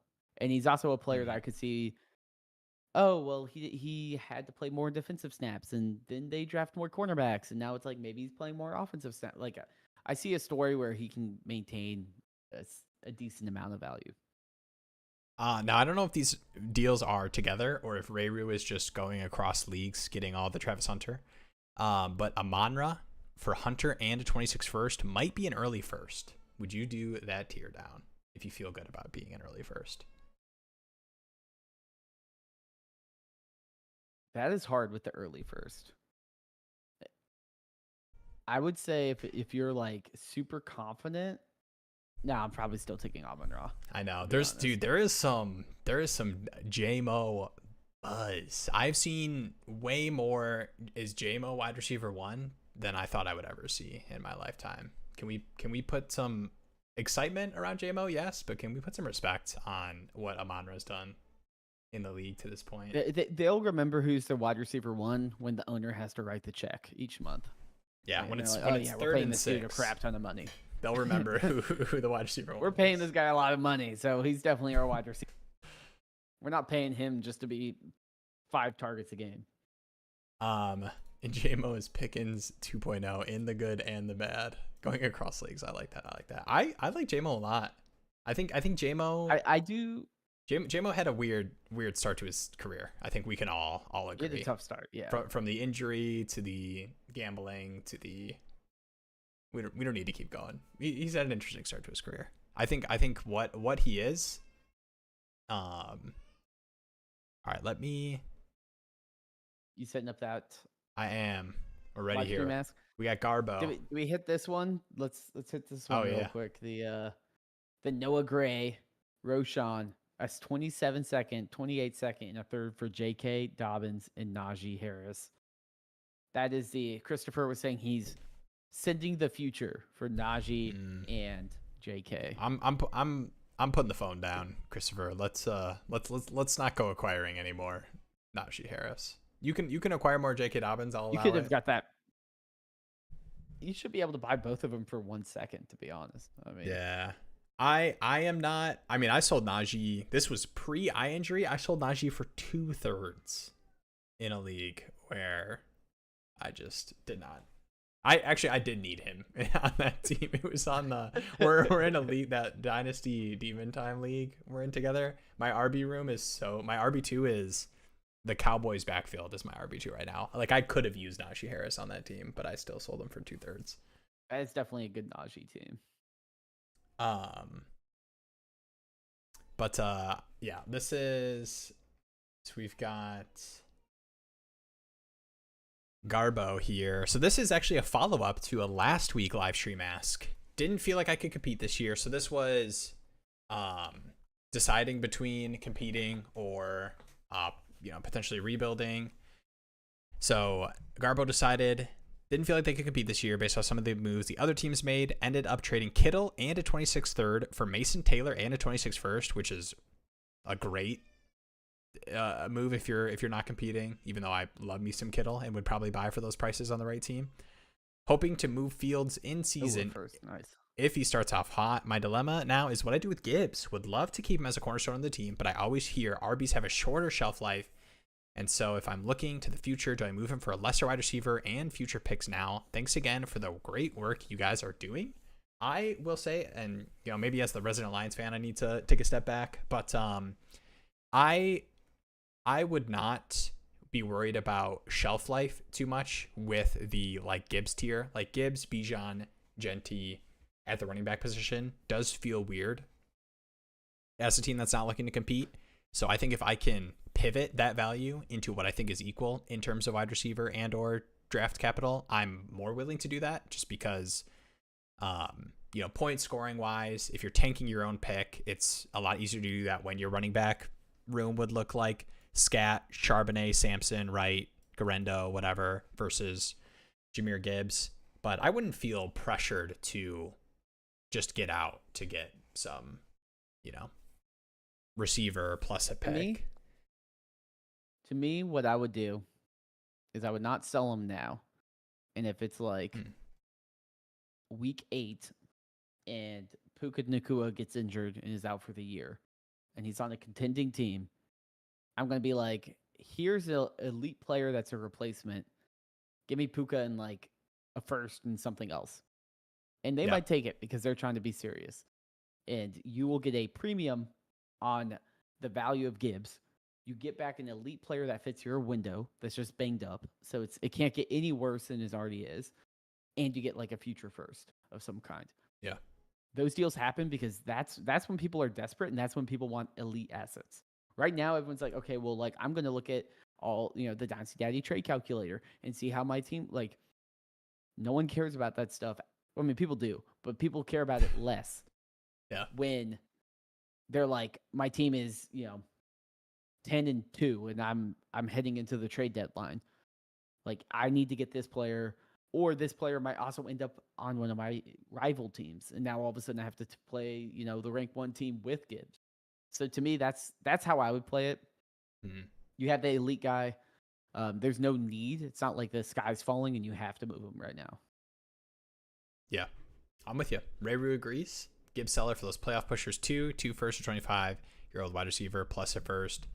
Yeah, that is kind of the one thing too, and I think you mentioned it. Ray Rue's talking about it here, that you picking your direction the earliest obviously is best for like tanking your pick perfectly. If you're like, I'm giving up on the season completely, let me trade off all running backs that can score points so that I, max points for, I'm the lowest, if that's how your league determines it. But I will say, having the flexibility to move players in season, like how many teams are willing to move, like the Bijan team when he has a 25-point game. Like that guy's not looking to sell Bijan. The Genti team that has a 25-point game. Mm-hmm. So like being one of the teams that is like, here is my stud young running back that is smashing right now for your injured stud receiver plus a first. Like those kind of moves are what you want to be able to do. Well, it's like too with like the trade deadline or the trade block feature and sleeper and stuff, where a lot of times people will put a player on there and everyone's like, dude, like I'm not gonna go out of my way to buy Cortland Sutton or something like that. But if you're like, hey, Gibbs is available, almost everyone is going to be picking up the phone and being like, okay, what can I do to get, like, it's like when Jamar Chase is available, it's like, okay, like everyone is going to have a conversation and everyone's going to pull up their rosters and be like, what am I looking for? How does this actually, translate into making a deal work on my team? All right, let me, I'm going to get another one ready here. Yeah, you want to hit one of those? I can pull up another comment while you set that up. Aiden Hutchinson or David Montgomery? How's your IDP brain? We got 10 team Superflex PPR tight end premium, 0.5 point per carry, 1.75 PP1D, point for first down, I assume. I mean, and then IDP. I would say, unless if you're starting like 10 IDP players, give me David Montgomery. Point per carry, point per first down. Yeah, like it, you have to have really juiced defensive settings for me to care about Aiden Hutchinson. Yeah, I really want to see some sort of like breakdown, fantasy points, war graph of defensive players versus running backs to be able to give a good response answer to this, just because Aiden Hutchinson, I think, is on, he was on depoy trajectory last season before the injury. So if like those sack merchants are valuable, but yeah, it probably is typically the. I did not realize the community was buzzing about Najee. I'm seeing some. Najee's like a lot. Like I would do 2/3 for Najee, but agree not second. And then I sent a second and a third for Najee. I didn't realize people were still relatively high. I think I think it is very possible that the Chargers Najee Hampton split is closer than people want and are expecting. but it is so tough for me to take on the risk of that by giving away like a second round pick for what could be, I don't know. And maybe I'm a Najee hater, but I don't know if I want Gus Edwards plus for a second and a third. But I could be wrong. Like Najee could have the goal line role and be involved and 30%, and he's the David Montgomery to Amari and Hampton's Jahmyr Gibbs that everyone likes doing the comparisons to when there's two running backs in the backfield. But yeah, I might just be a Najee hater. Yeah, I mean, I have a hard time giving a second plus for a player that isn't in line to start. Like, to me, like Hampton is clearly the guy there. And I have a hard time thinking Najee is going to get a significant workload. And looking back at the Chargers, obviously they have amazing tackles, but their interior offensive line lacked a lot. And Hampton is someone that can definitely win on the outside of tackles, but Najee was more of kind of up the middle type of runner. I'm not too confident that Najee is someone that I'm super high on out of the gate. Obviously, this offensive line could improve. I think the Chargers will be somewhat improved, but they didn't make a ton of big changes. So in general, like I just feel like I'd rather keep my ammo to fire later in the season for other players. All right, Boner Goku 420 though. Najee Fever. Hampton is a major double all caps bust in my book. Buyer beware. Man. That is a take. I'm crazier things have happened. That's as a all Hampton homie. That hurts. I've had a plot of land on Hampton Island for. Yeah, and that league, Aiden Hutchinson. Aiden Hutchinson was the leading scorer 2 years ago. I will say, thing about IDP is if you go to the league format tool on Dynasty Daddy, log into your league, look at the WAR, because it's not just points scored. There's probably a lot of other defensive ends that are scoring very high. So just because he scored very high, if 10 other guys are scoring at that position very highly, he's not as valuable as a running back that's putting up RB2, RB3, or RB1 numbers. Mm-hmm. All right, this is going to be an interesting response to this chat message. Let's debate, bro, because I think this is like a fair thought. I was thinking, what do you think about Boner Goku 420? You should get one of these Dynasty Daddy leagues. I was thinking about maybe we'd have to get it cleared. Maybe it's a recorded thing so that we're not live and subjected to whatever Boner Goku 420 is going to throw at us on the stream. But I was thinking like maybe the champs of the league, we do some kind of, you maybe get a little interview. I don't know. We'll see. Break us down what happened. We'll bring the spicy takes too much. I'm going to sleep. I'll debate tomorrow. I'd love to hear what the bust calls are for Hampton, because I think a lot of what you got to see feels like a pretty complete player, and I think the situation with what we saw J.K. Dobbins do there is like very, very exciting for what I think is a just better talent than where J.K. Dobbins is currently. Yeah, that's it's interesting. It sounds like it was a let's debate, bro. Actually, 1 minute later, peace. But yeah, he smocked too much. Yeah, we've all been there. We've all smocked too much. No worries, bro. You get some rest, man. Sleep tight. What's up, Curtis? I do think that Hampton's a solid bet. Hey boys, got back to looking at the Dynasty teams this past week. It is time, Curtis. The Hall of Fame game is it's a bat signal that is telling people that it is time to open the Sleeper app. Get back in your Dynasty teams. Make a trade in my 14 team, Superflex 0.5 PPR, 0.25 tenant premium, traded Laporta and Travis Hunter for Marv and Odunze. I will say the 0.25 tight end premium. I like it. Yeah, I think I like it too. I think you're getting two bets, which is nice. You're getting two bets with a ceiling of like JSN to Puka. I mean, if Marv hits, which I mean, let's be honest, I'm not feeling too confident. But if Marv hits at like a high level, um, I mean, the name, the talent, he'd be up there with like neighbors and such. Yeah, But he would really have to smash. and Marv missing, quote unquote, that's realistic miss is probably outscoring Laporta. Yeah, no, in a especially with 0.25. the 0.25. Yeah, I mean, it is only 0.5 no, I agree. PPR, but yeah, I think like what? So the 0.25 feels like a 0.5. Like I'm not too worried about that. Owner Goku 420 is a great name. I'm so bad with names. All of my names across like Xbox, Discord, it's always just been variations of my own name. But it's a little bit on my brother. My older brother made our Xbox account Sanders926, which is just our last name. So that's on him. We didn't get like the XWX. Didn't get creative. Ninja Hyper, something crazy.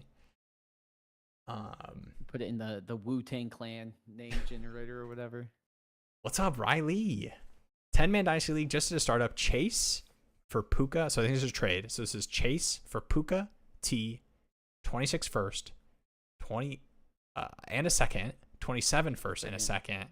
First year of the league, who won? Yeah, give me the Puka T side.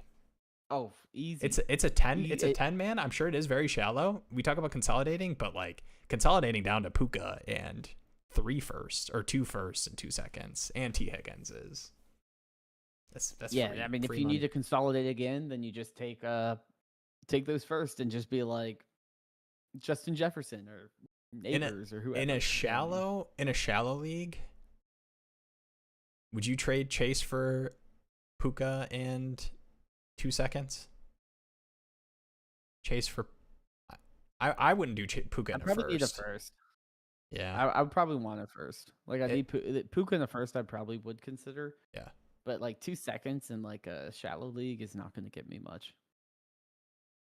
Puka side won by a landslide. I'm happy to hear that. Don't worry. Oh, this is I actually remember. Remember when Jacobs played almost the whole game and he was dead? What do you think the storyline would be for this Hall of Fame game? Well, I'm not expecting. I will say that Harbaugh did say that a lot of the rookies were going to play. Like we're going to see Harris, we're going to see Gatson. Ooh, that would be sick. But we are going to see Trey Lance. I think for most of the game. I don't know if this was accurate what I read, but it sounded like it was like at least going to be 3 quarters of some Trey Lance action. I mean, it makes sense with Trey Lance. Yeah, the story is going to be. I mean, and it's going to be people clinging on to. So whichever rookie or like unknown player performs the best for the Chargers, that is like an interesting player. Like if Harris has like 3 for 60 or something, like that will be the story.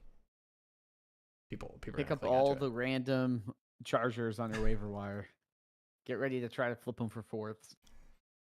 I need a first in Puka. Yeah, it probably would have to be. I was trying to do, because I would not trade Puka in a first for Chase in most of my leagues, but I could see myself doing it in a shallow league for sure. Plus, if it's not like a guaranteed early, like I could see myself believing in it more. Speaking of, Harbaugh did say Ladd and QJ are not playing. QJ is back. I think it's I have been taking a little bit more QJ, but then I see a clip of QJ just dropping like a wide open pass over the middle, and then I take less QJ. Okay, I will say I try to do some good analysis on things. I'm just never taking a TCU wide receiver. Like TCU first round wide receivers, no. Like I'm just not doing it. It's a shame too, because black and purple it's just so sick. That is just like it's a sick color. I don't care if they're good. Like I'm gonna stick with a different school. Dang. That's probably the only school that I really have like. Shut up my horn. They're like the reverse of the Ohio State. It's the.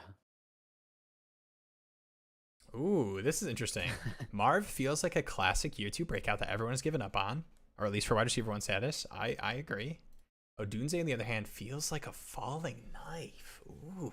I will say, I'm kind of buying this buzz.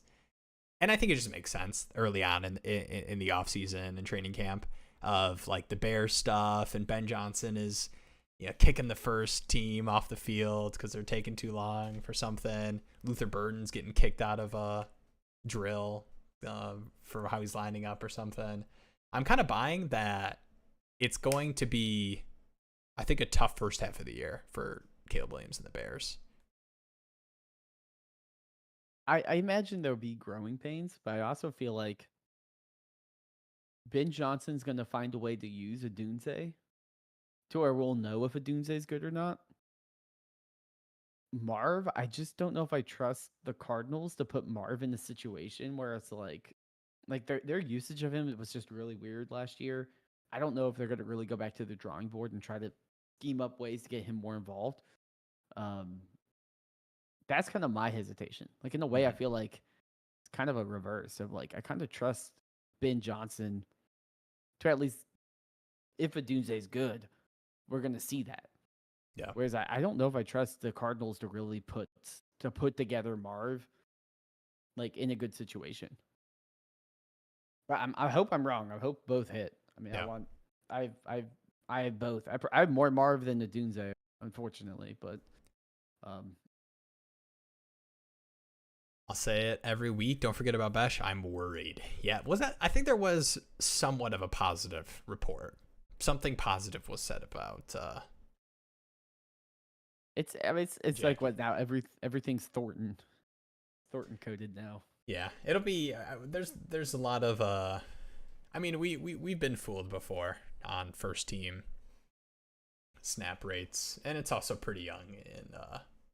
Not just their careers, but the offseason as well. Even though it feels like we've been monitoring these reports, we've just been starved for anything that we cling on to everything. Yeah.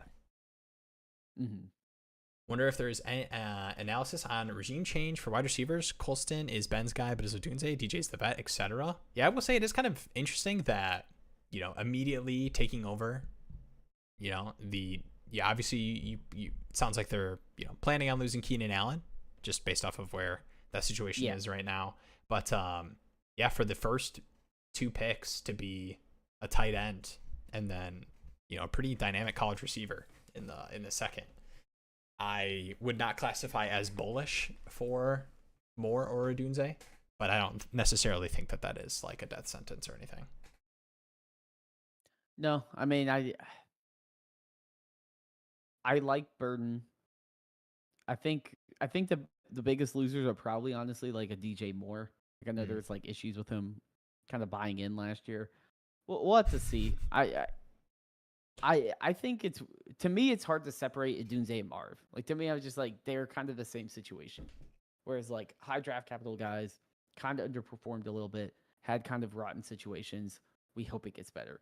So like my logic for Odunze and my logic for Marv is kind of the same thing of like, I'm going to wait to see how they're looking this year, and I'm going to try to make a quick decision on whether I'm buying or selling these players before everyone else is like come to a consensus. Like, I need to see the advanced metrics, see that they're trending in ways that I like. But right now it's kind of like all speculation. It's like, are they a JSN or are they, the other 10 players like JSN that we forgot about? The N'Keal Harry. There we go. We'll throw that out there. Beautiful. All right, I saw this selling Thornton for a second. Probably right. I am 100% doing that in every league that I have. Easy. I mean, you can get excited about size, speed, athleticism. I totally get it, but there has been many a size, speed freaks who have not turned into not just consistent NFL receivers, but I mean, you have to think about it in terms of difference making NFL receiver production. And you're just way more likely to find ways to get that on your team and rosters through a second round pick than you are, fourth, fifth round receivers. Yeah. I mean, like, and later. Again, it's just like, can you cash out for something safe? Would you trade Thornton for a third in most situations? Yeah, I probably would. I just don't like I think I can always buy back in a player like that, but I'd rather if I'm trading a third or a second, I want it to have a purpose. I don't want to be like, oh, I really liked Kyle Williams. Like I hope he hits. Like I'll trade a second for him. Like let me show me that he can produce and has earned those targets, and then I'll buy that player. Yeah, like I don't need to hold the conviction. I'd rather have a second in most cases, unless if it's a player that I know already has some sort of locked in role. We've got another one here from BG420. 10 team Superflex PPR tight end premium, 0.5 point per carry, 1.75 point per first down. IDP, Jaden Blue or Roshan Johnson. I have drank too much Tang and can't decide if I should smash accept on it.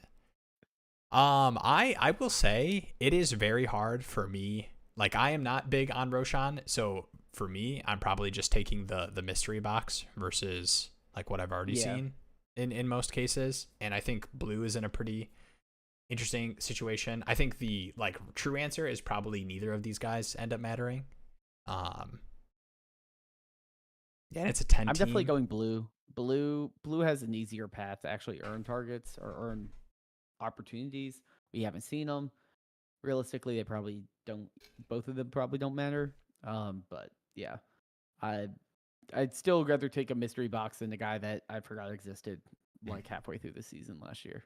Yeah, some Blues getting cooked in camp reports. A lot of rookies have had pretty like certain instances that have been pretty rough. Like RJ Harvey. You know who also got cooked? Jamar Chase. Dang. Gonna catch a ball. You heard it here first. Jaden Blue is Jamar Chase. Jamar Chase. He's the Jamar Chase of running back. I'm just saying, like, yeah. To me, it's just a mixed mystery box. It's not like I'm giving up a second. I'd rather take a second than Blue, but I'm giving up Roshan. Like, is anyone gonna give anything for Roshan? I do roster reviews, and he's on the waiver wire on most leagues. So it's like, yeah, I'm like, sure, give me a third round pick for free. Joe Mixon done for. Yeah, it's tough. It sounds like the reevaluation is going to happen closer to the start of the regular season. Expected to be out for most of the preseason, which is tough. But I think a healthy Joe Mixon, I don't think is going to get usurped by Nick Chubb, and honestly by Woody Marks. I think what Woody Marks does well is not going to be the Joe Mixon stuff. You take that back. I just think Woody Marks is just. And I am probably overestimating my evaluation of like running backs, but I think Woody Marks is the third down pass catching Dario Gumbawale replacement. I could be wrong. He's the could be plus. Could be plus. He's like the Food Lion brand Tony Pollard. Like that's his upside. It's like dang.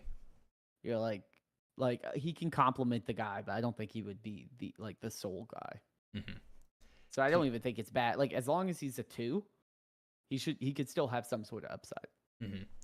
Speaking of Kyle Williams, buying Boutte at price 2. Yeah, seen some Keyshawn Boutte positive reports. But honestly, all the Pats receivers are getting positive reports, and it wasn't too long ago that we were getting some positive Baker reports last season. I'm hearing Pop Douglas. That's what I've been saying. I was going to say Pop Douglas. I've been seeing Pop Douglas is Diggs they're looking like healthy. It's Pop Douglas. Diggs just comes in with some purple cocaine or whatever. Ray, I'm curious because I am also a Tony Pollard buyer at price, specifically underdog. Actually, let's pull this up. I feel like Tony Pollard, especially for this season, and honestly in both Dynasty and in Best Ball, I think he feels like one of the cheaper and last, and I'm kind of stalling while I pull this up, cheaper and last like running backs that I can really peg for a consistent role as far as like touches. But I'm curious your thoughts on the Spear stuff, because I do kind of believe some of the Spear stuff that they want him to be more involved, but I also, and I mean obviously had a good run at the end of last season with some of the games Pollard was hurt, and I do believe that they want Spears more involved, but I also am a big proponent of don't tell me, show me, and the split we saw last season was not was definitely a Tony Pollard bell cow. Let's mix Spears in. Yeah, I mean, I don't think Spears is going to be anything that we didn't expect. Like, I think in a way, it's kind of like it's not the same situation as like Kyron, but it's like, oh, Blake Corum, oh, like the running back room hasn't changed. Like, we shouldn't really change our expectations here. Coaching staff the same. Like, I've always thought about like if there was like a stability score for like situations that players are in. It's like Tony Pollard's situation is so stable. The only change is quarterback. Same coach, same OC, like no new running backs of significance. Like it's the same offense in terms of what he's going to do. Is he a league winner? No, but he's certainly like he's one of those guys I would send a second. You can get him for a second instead of like Najee. And it's like, yeah, like I'd much rather have a guy that is week 1 projected starter versus, kind of like a dart throw where I have to squint and see the upside of a certain player. Yeah. And I mean, yeah, whatever you want to equate in split with, more going to Tajay this next season, I think you can make up for it in just offensive efficiency. I think the O-line is better and Cam Ward as well. Yeah, that offense should definitely be better. Second all day. Pollard has shown he can do it, even if Spears spells more, for sure. All right, we got we're talking about the Titans. Treylon bust. Finally RIP'd. That is such a tough breakdown for what happened in reality to Treylon Burks. That's a bummer. But who is the eventual bust for y'all in this class? And we got a quick Hampton from Boner Goku. Yeah, this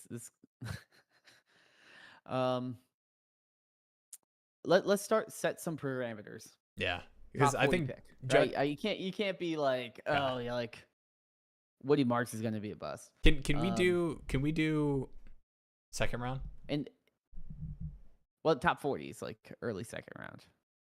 All right, you're not gonna let me go. I don't want you to be like, oh, pick 60. Pick 60 is a bust. Like, all right, I mean, I think Judkins feels like the obvious conversation point of the current situation. Yeah, I mean, he has. Yeah. I'm trying to think. I mean, and it can be at value too. I think in terms of where they're going in startups right now.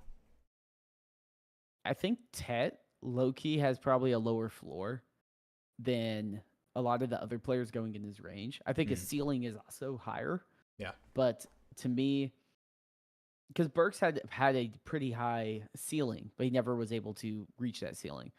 That was really just due to his health. He never really developed and could never stay healthy. But to me, it's kind of like like Jaden Higgins. Like it's kind of like those big body guys. Like to me, it's hard. Like it's harder to reach the next level at like playing that style. So I think they have like lower floors because it's hard for me to like if you're like a slot merchant, I feel like it's easier to translate. If you get separation, you get separation. If you don't always win by separation, like it comes down to ball skills and things like that. To me, sometimes that just doesn't translate at the next level. So for someone to truly be like a Treylon Burks level bust, it would probably have to be someone like that. I think people will call Golden a bust as well because I just don't see him being a high volume player. Like I don't think he's gonna be like. I think he'll be kind of like J-Mo for a while, where it's like, oh, he makes a big play here or there, but. Is Thornton Jr. the new DK? Yeah, I think we're a little jumping the gun a little bit prospect wise. Might be a little there. Yeah, and I think too, like just in terms of team expectations too, like all the excitement that you could have for like players, just pure target share last season, 24, both around 24%, Brock Bowers and Jacoby Myers for the season. And that is not with Ashton Jeanty in the backfield and with Trey Tucker, 13% target share. So I think like usurping the Trey Tucker target share is the like most likely hit outcome for Thornton. So yeah, I think that's what I would assign as far as how I'm thinking about a guy like Thornton. Thornton is not on my radar at this point. Like I think he's cool. If I got lucky to have him, I would be trading him. Mm-hmm. I don't have him in my drafts. To me, I need to see production. So Like it's something where it's like, once I see production, like if he has like a Puka week 1, it's like okay, I'll change my tune. But I'm not gonna say this guy's like the next Puka or the next DK or something like that. We haven't seen much actual football. A lot of it's scheme. How are they going to use them? It's hard to do that. Yeah. I think I think we have 2 more live streams asks. Yeah, I've got this one here. Shout out to I know that it looks like I think this person's name is just C with 3 dots with the ellipse. But I know that when you kind of do like you're hiding your name on Discord, it shows the first letter. But I want this person to know the Discord stuff. That this is what I saw the name as, so that if they rewatch this after seeing the live stream ask, there you go, we have your name, C ... So I believe also I didn't get the actual team, but this is the note in the question and the league that was submitted. So I believe this is the roster. All right. So, and also the name starts with the C. It's the same one. It's the CMI. Yeah. Yeah. It's the same one. Biggest need is, okay, so it's 12 by 10, half PPR, 0.5 in premium. Biggest need, ooh, let's go. Yes. What's up, Cody? All right, it's Cody. Sorry. I'm not going to update the overlay here, but we got Cody here. Biggest need is definitely wide receiver. I feel like I'm one solid wide receiver away from really competing this year. Have a lot of flex guys that if they show up, I'm set, and if not, I'm sunk. Should I try to spend now to nab a better wide receiver 2 in the preseason or wait for games to start? If so, who should I go after? So the current receiving room, and it's kind of interesting because it looks like you can start a lot of these running backs, and getting to start Brees, Kyren, Connor. You can also start tight ends. Yeah.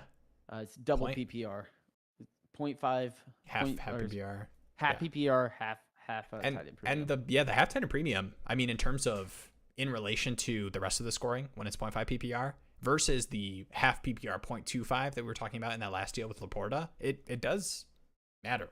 So it makes them flexible. Yeah, sure. especially when it's Trey McBride and Evan Ingram. So, but yeah, with Brees, Kyren, Connor, I think you can start Mason this season as well. But yeah, Puka, Josh Downs, Steph Diggs. If you only hang 3, I think I'm holding mostly off of Diggs specifically, because I feel like Diggs is the kind of range of like gross old receiver I would want to buy to kind of like fill out a starting lineup that I felt good about the rest of my team. So if he's healthy and, all reports are positive, like I'd be fine rolling with, I only have to start 2 to 3 of Puka, Josh Downs, Steph Diggs, even Keon or Rashee. I tried to tier up off of Diggs, or not Diggs, Downs. I think that's probably your best move, because Downs is kind of a speculative piece. People are really hyping him up, like just because they think Daniel Jones is going to check it down to him a ton. To me, like that's the player. It's like, okay, could I take Downs in 2:27 seconds and tier up to at least, like, you could probably at least get like a DK conversation or something like that. Like you might not get the biggest names, but you could at least get like Rashee Rice maybe, or like get into some of those, like, I don't know if you, but like kind of in that like J-Mo conversation. The toughest thing would be, want to go crazy, tack on like a first, and you might be able to get up to more of like Garrett Wilson type range. Like this team right here, this JJ, CD, BTJ, Marv. The tough thing is, I mean, this guy's probably being chillin'. You probably have to move Trey McBride or something if you're really wanting to go after one of those wide receivers, which I don't feel the need to in this league. So yeah, I'm down. I'm down to chill and look at opportunities to do moves like that. It is kind of tough too. I'm sure you experience this as well. When you're trying to like tier up, it's a lot easier to do something cross positionally where you're taking like Downs and a running back, and you're trading with a team that like is really weak at running back but has a solid receiver room. Like this one right here, RB2 is one of Ramondre, Jaden Blue, Ray Davis. So I think maybe you could target this guy with like a Downs and one of your running backs to try to get up into this range. But so I would probably start there, but I'm also fine. I'm fine chilling. We don't have to start lineups for a little bit, even though football's almost back. Yeah, I mean, I would just keep your ear to the ground, try to find some sort of consolidation move. Everyone has hope right now, but week 3, some teams are going to be like, okay, I'm rebuilding. I mean, I see some of these bad teams down here. There's like Cortland Sutton, Juwan Jennings. There's JMO, Xavier Worthy, Zay Flowers, Waddle. Not the sexiest names, but You got Elijah certainly Moore on names that waivers. at least have a role. We were just talking about them. But yeah, I mean, I think you have time to figure it out. Desperate, but there's certainly, I would certainly be looking to try to consolidate some sort of wide receivers into something. Yeah. All right, and then I think we had. You want to pull up the last one? I can. I think this is. Chat. I think Kyle had posted one. Yeah, I think that's the last one we got. All right, and do you have the? Because I think this was from the chat, but also he had made a. Oh, that was from like early chat. But I think that was it was about the 9 out of 10 being on rookie contracts. Should I compete? Yes. Well, I think I can probably just go. Yeah. How long till I compete? And this is a lot of rookies is what we're looking at, right? Yeah. Yeah, here we go. All right. Josh Allen, Michael Penix, Stafford, Trayvon Henderson, Quinshon Judkins, also has Dylan Sampson, Swift, Braylon Allen, Etienne Rochon, Ladd, Marv, Pickens, Golden, Keon, Ridley, Kincaid, Darren Waller. I'm sorry if that was me. Taysom Hill.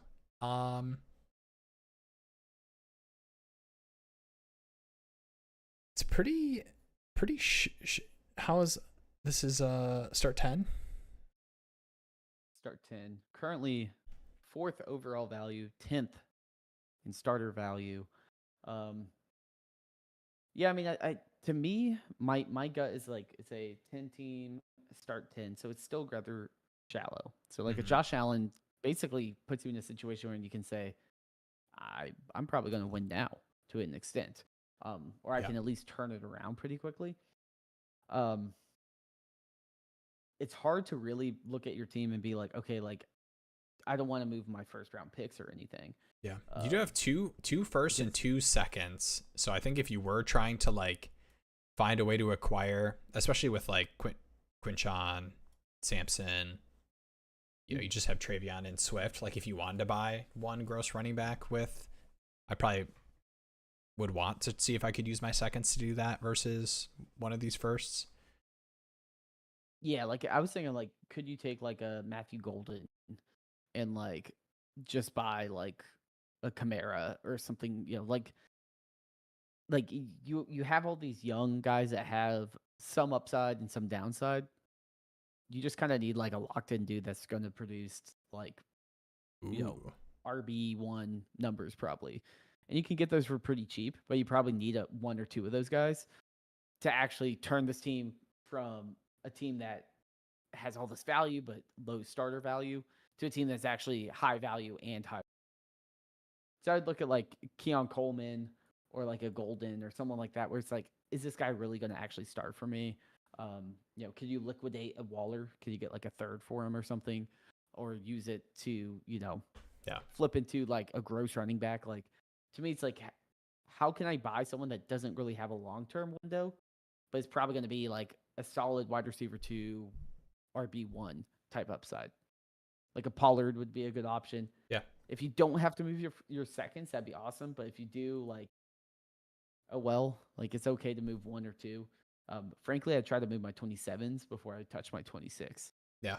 I do like, I like Pollard. I'm fine with Connor. I kind of like Kamara too. I feel like Kamara, just with the like offense expectations, I think a lot of people do not give him has literally been a top 10 running back for like 8-9 seasons straight now. Like every year. and in all situations too. I mean, I think you just can pencil him in for 3-4 receptions a game, and that's just like such a good floor, especially when you're paying old man running back prices. Yeah, no, I agree. B Turts here. Oh, actually, what's up, Michael? Sorry, guys, missed a show. Been a busy night. Michael? Hope all is well with you, Dynasty traders. Hey, appreciate you popping in. Hope Yeah, all is thanks well for with popping in. your busy night. All right, we've got B Turts McGee, 12-team start 9, half PPR startup. Hurts and Burrow are on the board. I think I prefer Hurts, but have 3 Dynasty shares of him and 0 of Burrow. Would I be wrong to take Burrow? Do you view things from a portfolio perspective at all, or just take the players you believe in more? I know it's a hard. I will say, okay, the one instance I had of this is I don't have any Tyler Warren, and in a startup, he fell far enough in like a 0.5 tight end premium where I usually would not be like taking those kind of players. I did take Tyler Warren, but I typically don't think too portfolio based. I mean, if I was pushing like 30 plus leagues, I could see myself like having that influence some of my decisions in startups, but I think I'm just taking what I assume to be the highest value player that I can then move and construct my team the way I want to. And I think that would be Hurts in a 4-point. Yeah, I mean, I think too, like, to me, I will have certain player takes or certain like value, like, like it's like, oh, like if a stock is down, it's like, okay, I'm going to start buying a bunch of that stock. And now I might be overweight on my portfolio on a certain player because I'm like, I need to buy a bunch of Anthony Richardson or something like that because I think he's going to bump. So to me, it's like, I don't, I have certain opinions, and it's like, like for me, I'm like Hurts rushing upside. It's such a safe floor at quarterback. I'm probably going to take that every time. I would have to really be pushing a ton of leagues to say, no, I need to balance out my portfolio.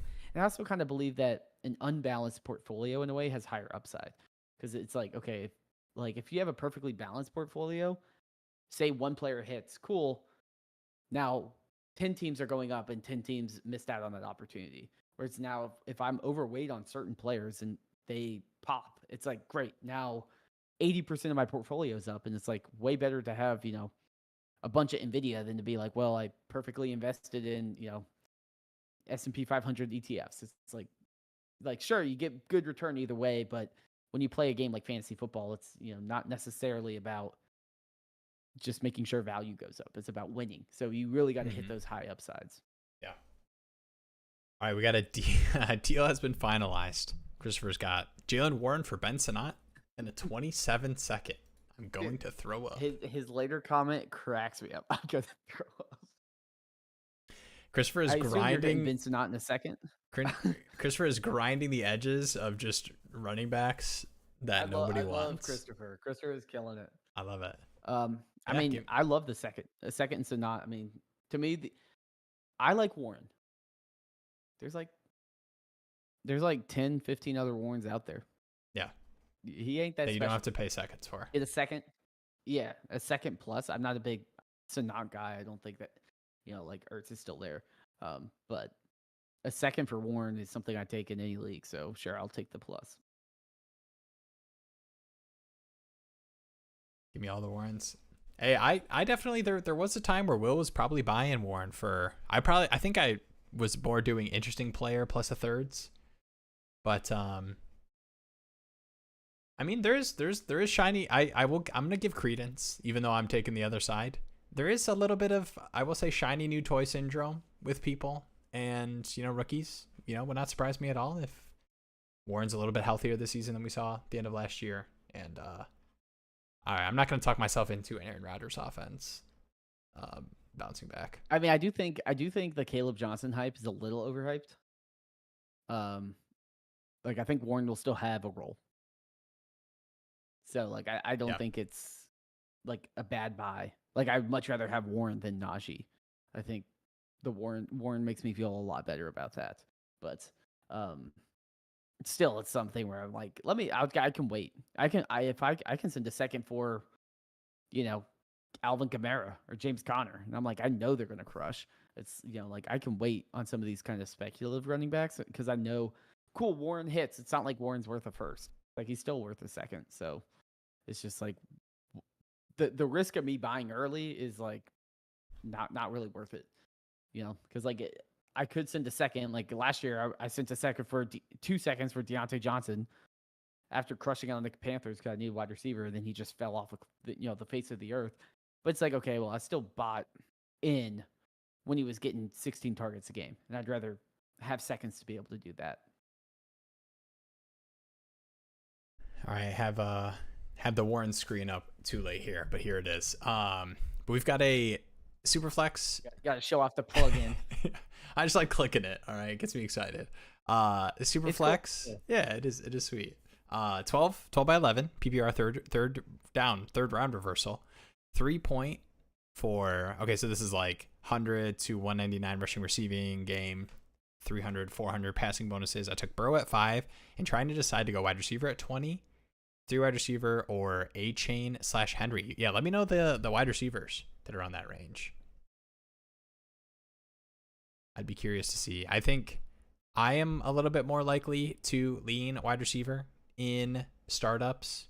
I think we've had the conversations about just the way I like my teams being built, and then I feel more confident in my ability to. Yeah, I mean Jalen Warren is an example of one of those players, probably in the grosser range, but that I'd be willing to take. But yeah, let me know the other players that are there. Yeah, I mean, I will say I do think in a start 3 wide receiver league, wide receivers are also going to be extra valuable, just because you have to start 3 wide receivers. So I'm going to probably be more inclined to say, let me put extra value at the wide receiver position, so that I'm not sitting here being like, no offense to Kyle Williams or Pop Douglas or whatever. Like I don't have to like rely on those guys. I can have the upside if they hit, but I don't have to be like, well, my wide receiver 3, Kyle Williams. Let's ride. Like I don't want to deal with that. I'd rather just be like, I have Ladd and I can figure out running back, later on. And like you said, like you can always buy a running back for a second. I mean, you can go buy Joe Mixon right now for a second or probably even less.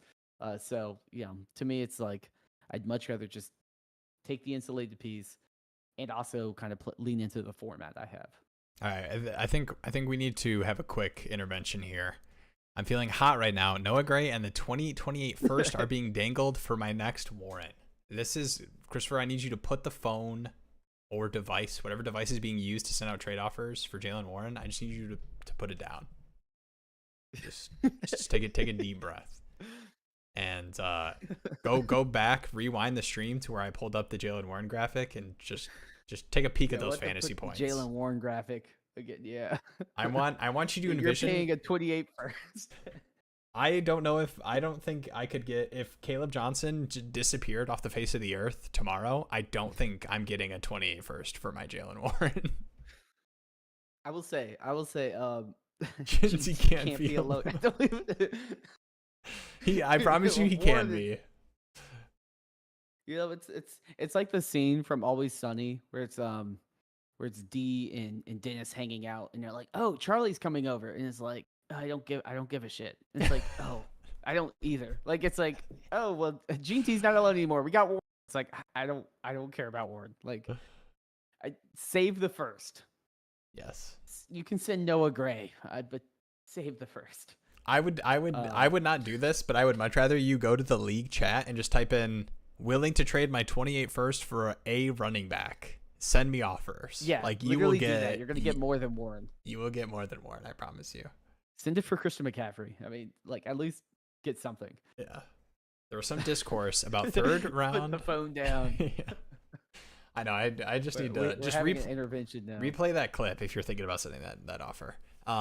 There was some discourse about third round versus early fourth round running back hit rates being not that much different. Either means 210 scat a bow closer to Caleb than we think, or they are all bad. Yeah, I think the class stuff is really interesting, and I think especially when you look at what some teams, like the Houston specifically for Woody Marks in the fourth round, and all the running backs that went in that range, I think makes you feel a little bit better about the class overall. So, and like some of the comp pick stuff is weird too, with like exactly what number picks were, especially for early fourth rounders, like Tootin and Scatabo. So, I also think that historical hit rates are tough. Like, yes, running backs get drafted in the first round still, but running backs aren't just going willy-nilly like top 5 like they were, a decade ago. Like that was like super common 10 plus years ago for running backs to just we go. say that as Ginty gets drafted top 6. Yeah. But I think They Hampton don't get picked top 5 anymore. I think Hampton, I mean, don't tell Boner Goku this, but I think Hampton like 10 plus years ago would probably be, top 10, top 15 pick easy.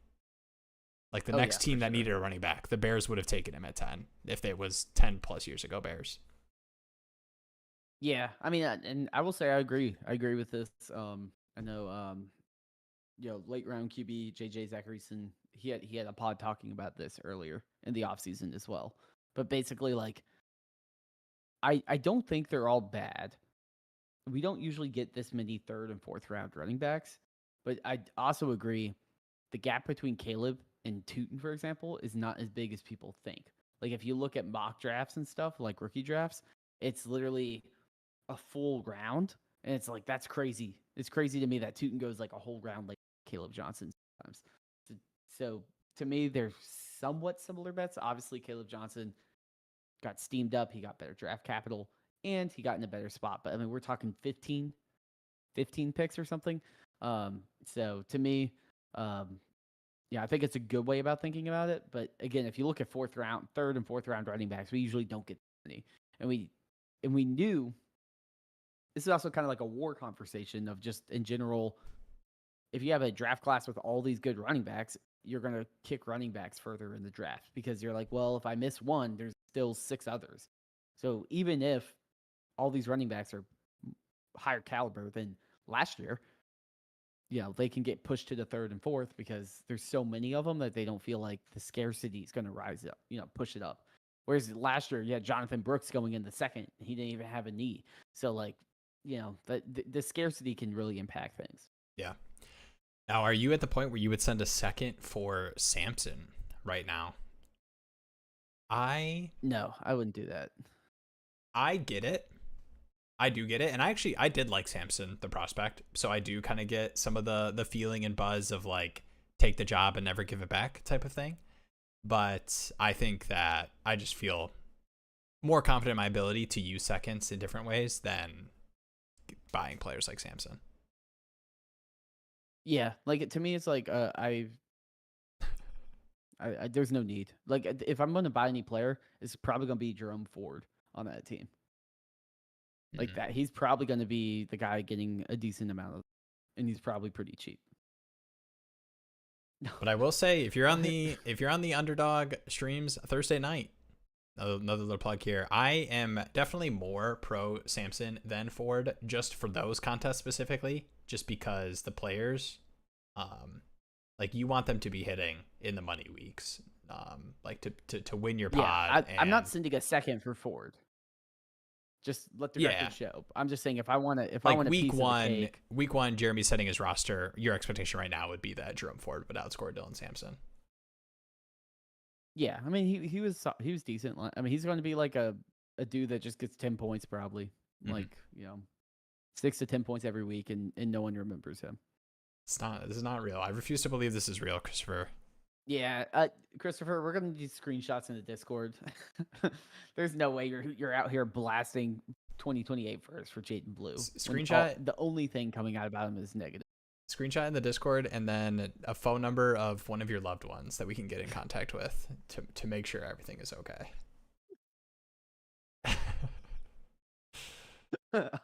Dylan Sampson should go in the Tootin Scatterbo range right now, if not a little higher. I think he will climb up to the Tootin for sure. Tootin might be falling a little bit with a lot of the tank buzz, but probably not too much.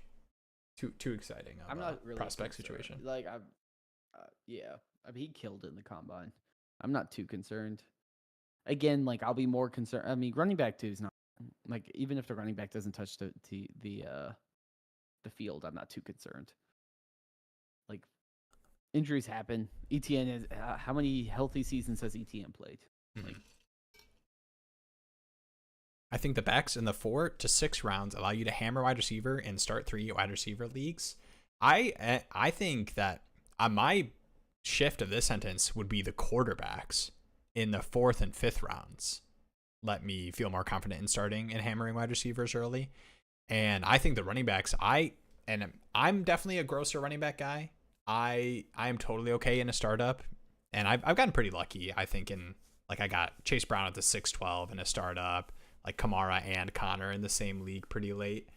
But hopefully the proof was not Christopher dropped. we didn't make you do this. This is like a. Oh man. All right, I've got a big Diaz live stream Withdraw. ask. You got to withdraw, my man. Yeah, that's gross, man. Why do you have to add a third? Why are you adding a third onto a first? Where did a third round pick running back? Like, right, it just happened. Like this dude was a third round pick in your draft like 2 weeks ago. The funniest thing is like even if like the 99th percentile outcome hit for Jaden Blue, it still would not have been a good trade. These guys in my league are nuts. I don't know. I think I'm talking to one of the nuts guys right now. Yeah. He smocked. Questions of things. Christopher, did you smock too much? Did you smock too much? All right, I've got one big Diaz live stream ask, and this will be the closer as the bladder is approaching. Let's see if I can get this Okay, we're just gonna do. All right, I'll let you do the quick Judkins thing. That should buy me enough time. I'm a huge Judkins seller. On the other hand, he is literally unsigned. That is true, and definitely a no rush for the Browns to do that. Yeah, I mean, I think if you have Judkins at this point, you just gotta just live with it, you know. But yeah, I mean, I'm sure he'll probably end up getting an opportunity, whether it's on the Browns or somewhere else. But I definitely feel more inclined to say it's probably a Ford and Dylan Sampson type gig for a bit before we really ever see Judkins get some sort of opportunity. But definitely that whole situation definitely stinks. All right, there is hella words on this Diaz breakdown, which I will never complain about context because I ask for it every single time. So don't worry, Diaz. This is not a complaint. I'm just calling it like it is, telling the people. All right, here we go. A lot of ellipses in this one, but I'm getting it. I'm getting it for you. Diaz. Ooh, how can I participate in a live mock draft sometime? We I mean, we can definitely have one of the streams be a mock one. I mean, maybe that'll be maybe we do one in the next week or two because we're gonna have the startups going. Probably next week, the week after at the latest. All right, big Diaz. All right, here we go. We got there. Finally. Here we go. All right, here we go. We're gonna do the full breakdown, okay? Let's do it. And I'm not even gonna show you. Actually, okay, I'll show you the team. That's fine. Post RB clarity. All right, here we go. The trade talks with Poundrock have been back and forth. He wants my 27 first for Fields. Says he'll give me a plus to get it. The startup was crazy. One guy has 11 total first. It's best ball. I made the mistake of trading Geno and May for Jonnu, a second and a third. Wanted to get some flexibility. Oh, that is tough. That was before he was traded to Pittsburgh. Help me figure out the plus, please. I tried Fields and Dart for the 27 first seeded Dynasty. Says it's too much. But he started to tell me what the first could be either. D-Rock said he'd do a Kyler tear down. I'd give him Lamar, but he wouldn't want to give up enough to motivate me to tear down. Yeah, that's tough. Might as well keep Lamar. I agree. Wildest MFL auction startup. This was converted to sleeper. Never been a part of it. Now it's quiet. Wide receivers are devalued.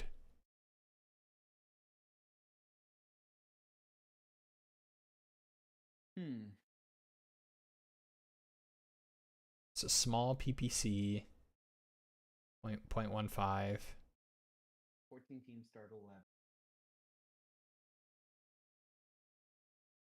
Oh, interesting.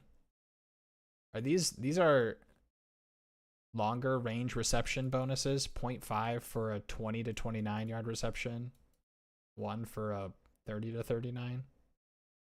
Yeah, those are. Big 0.25 is probably pretty small compared. Okay. All right. That's enough of that. Yeah. All right. So we're trying to find the fields. Which, man, Lamar Fields, Russ, is actually kind of a sneaky, fun best ball quarterback trio. Yeah. And you would think they would be inclined with all the quarterbacks they have, but again, like it's Dart, which isn't guaranteed to start. Yeah. Is Good it guys. just I need a quarterback, or is it Yeah, so it's Russ Lamar in Superflex best ball, which I do expect Russ to start more this season than I think most people are, but I think it is tough to, losing record midway through the season. The keys are going to get turned over. So I don't hate going after Fields. So the first is tough. what's your thoughts on like so my thought process is I'm scared to move a first given the amount of picks I have. Yeah. Right. I also think Russell Wilson probably won't start the whole year, but will probably start the beginning of the season. So we could probably this could be something that we kind of answer early on, but not like right now. Yeah. That being said, it's tough because I don't see this team as for best ball. You have some decent wide receivers, but you don't have a ton. I still don't mind Jonnu. I still think Jonnu in double PPR does have some upside. I think the running way back room's solid. I think the wide receivers being devalued is just I assume the war for running backs is pretty nice. Yeah, it's just insane. Yeah.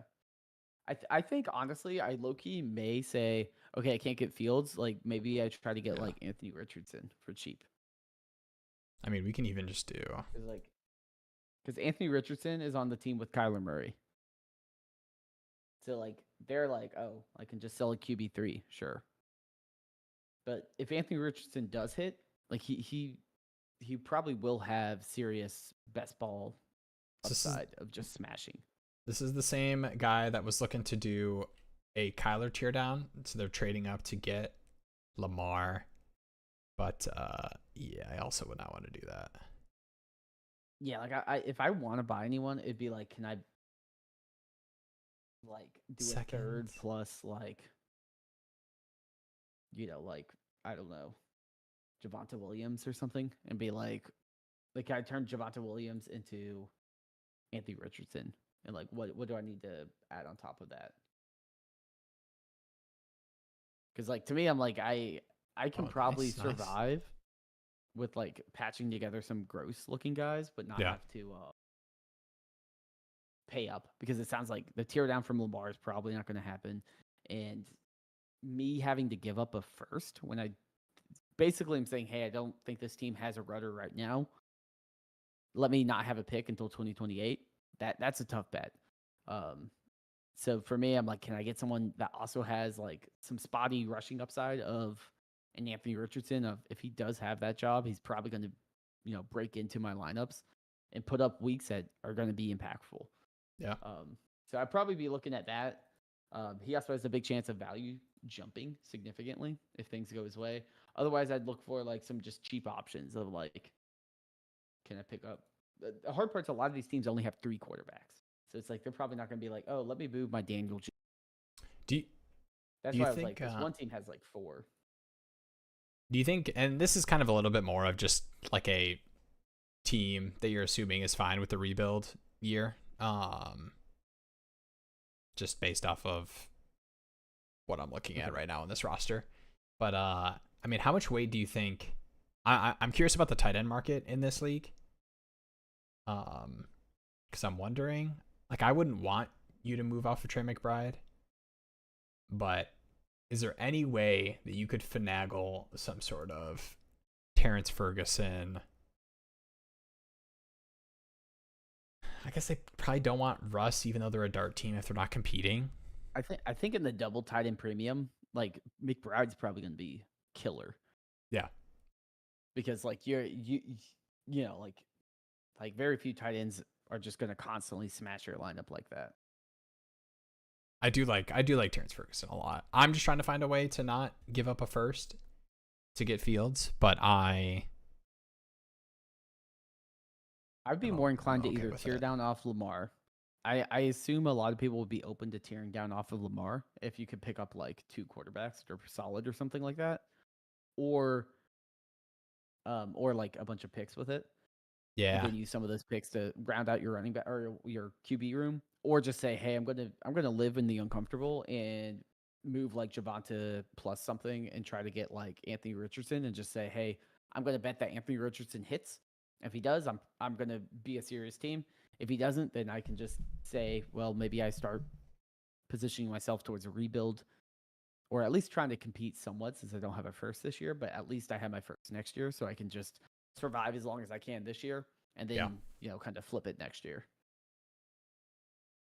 Yeah, I'd be curious. I would try to dangle some Terrence Ferg only around these like probably tanking teams, just in this tight end, because I that's what I found in kind of these leagues that have like really juiced tight end premium scoring.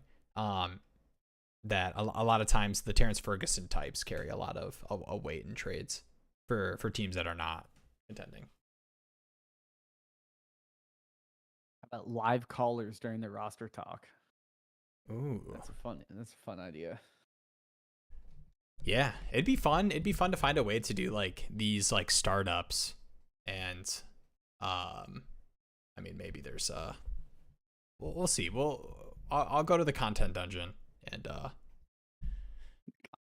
I'm gonna take a closer look at this. Diaz, I'll hit you back up. I'm mostly saying this because I do have to pee. But yeah, let me know about the let me know about the tight end. Like either shoot a message on here if you're on, or if you're watching this later, like add a note to your live stream ask question about like the actual weight Terrence Ferguson would carry in a trade in a league like this.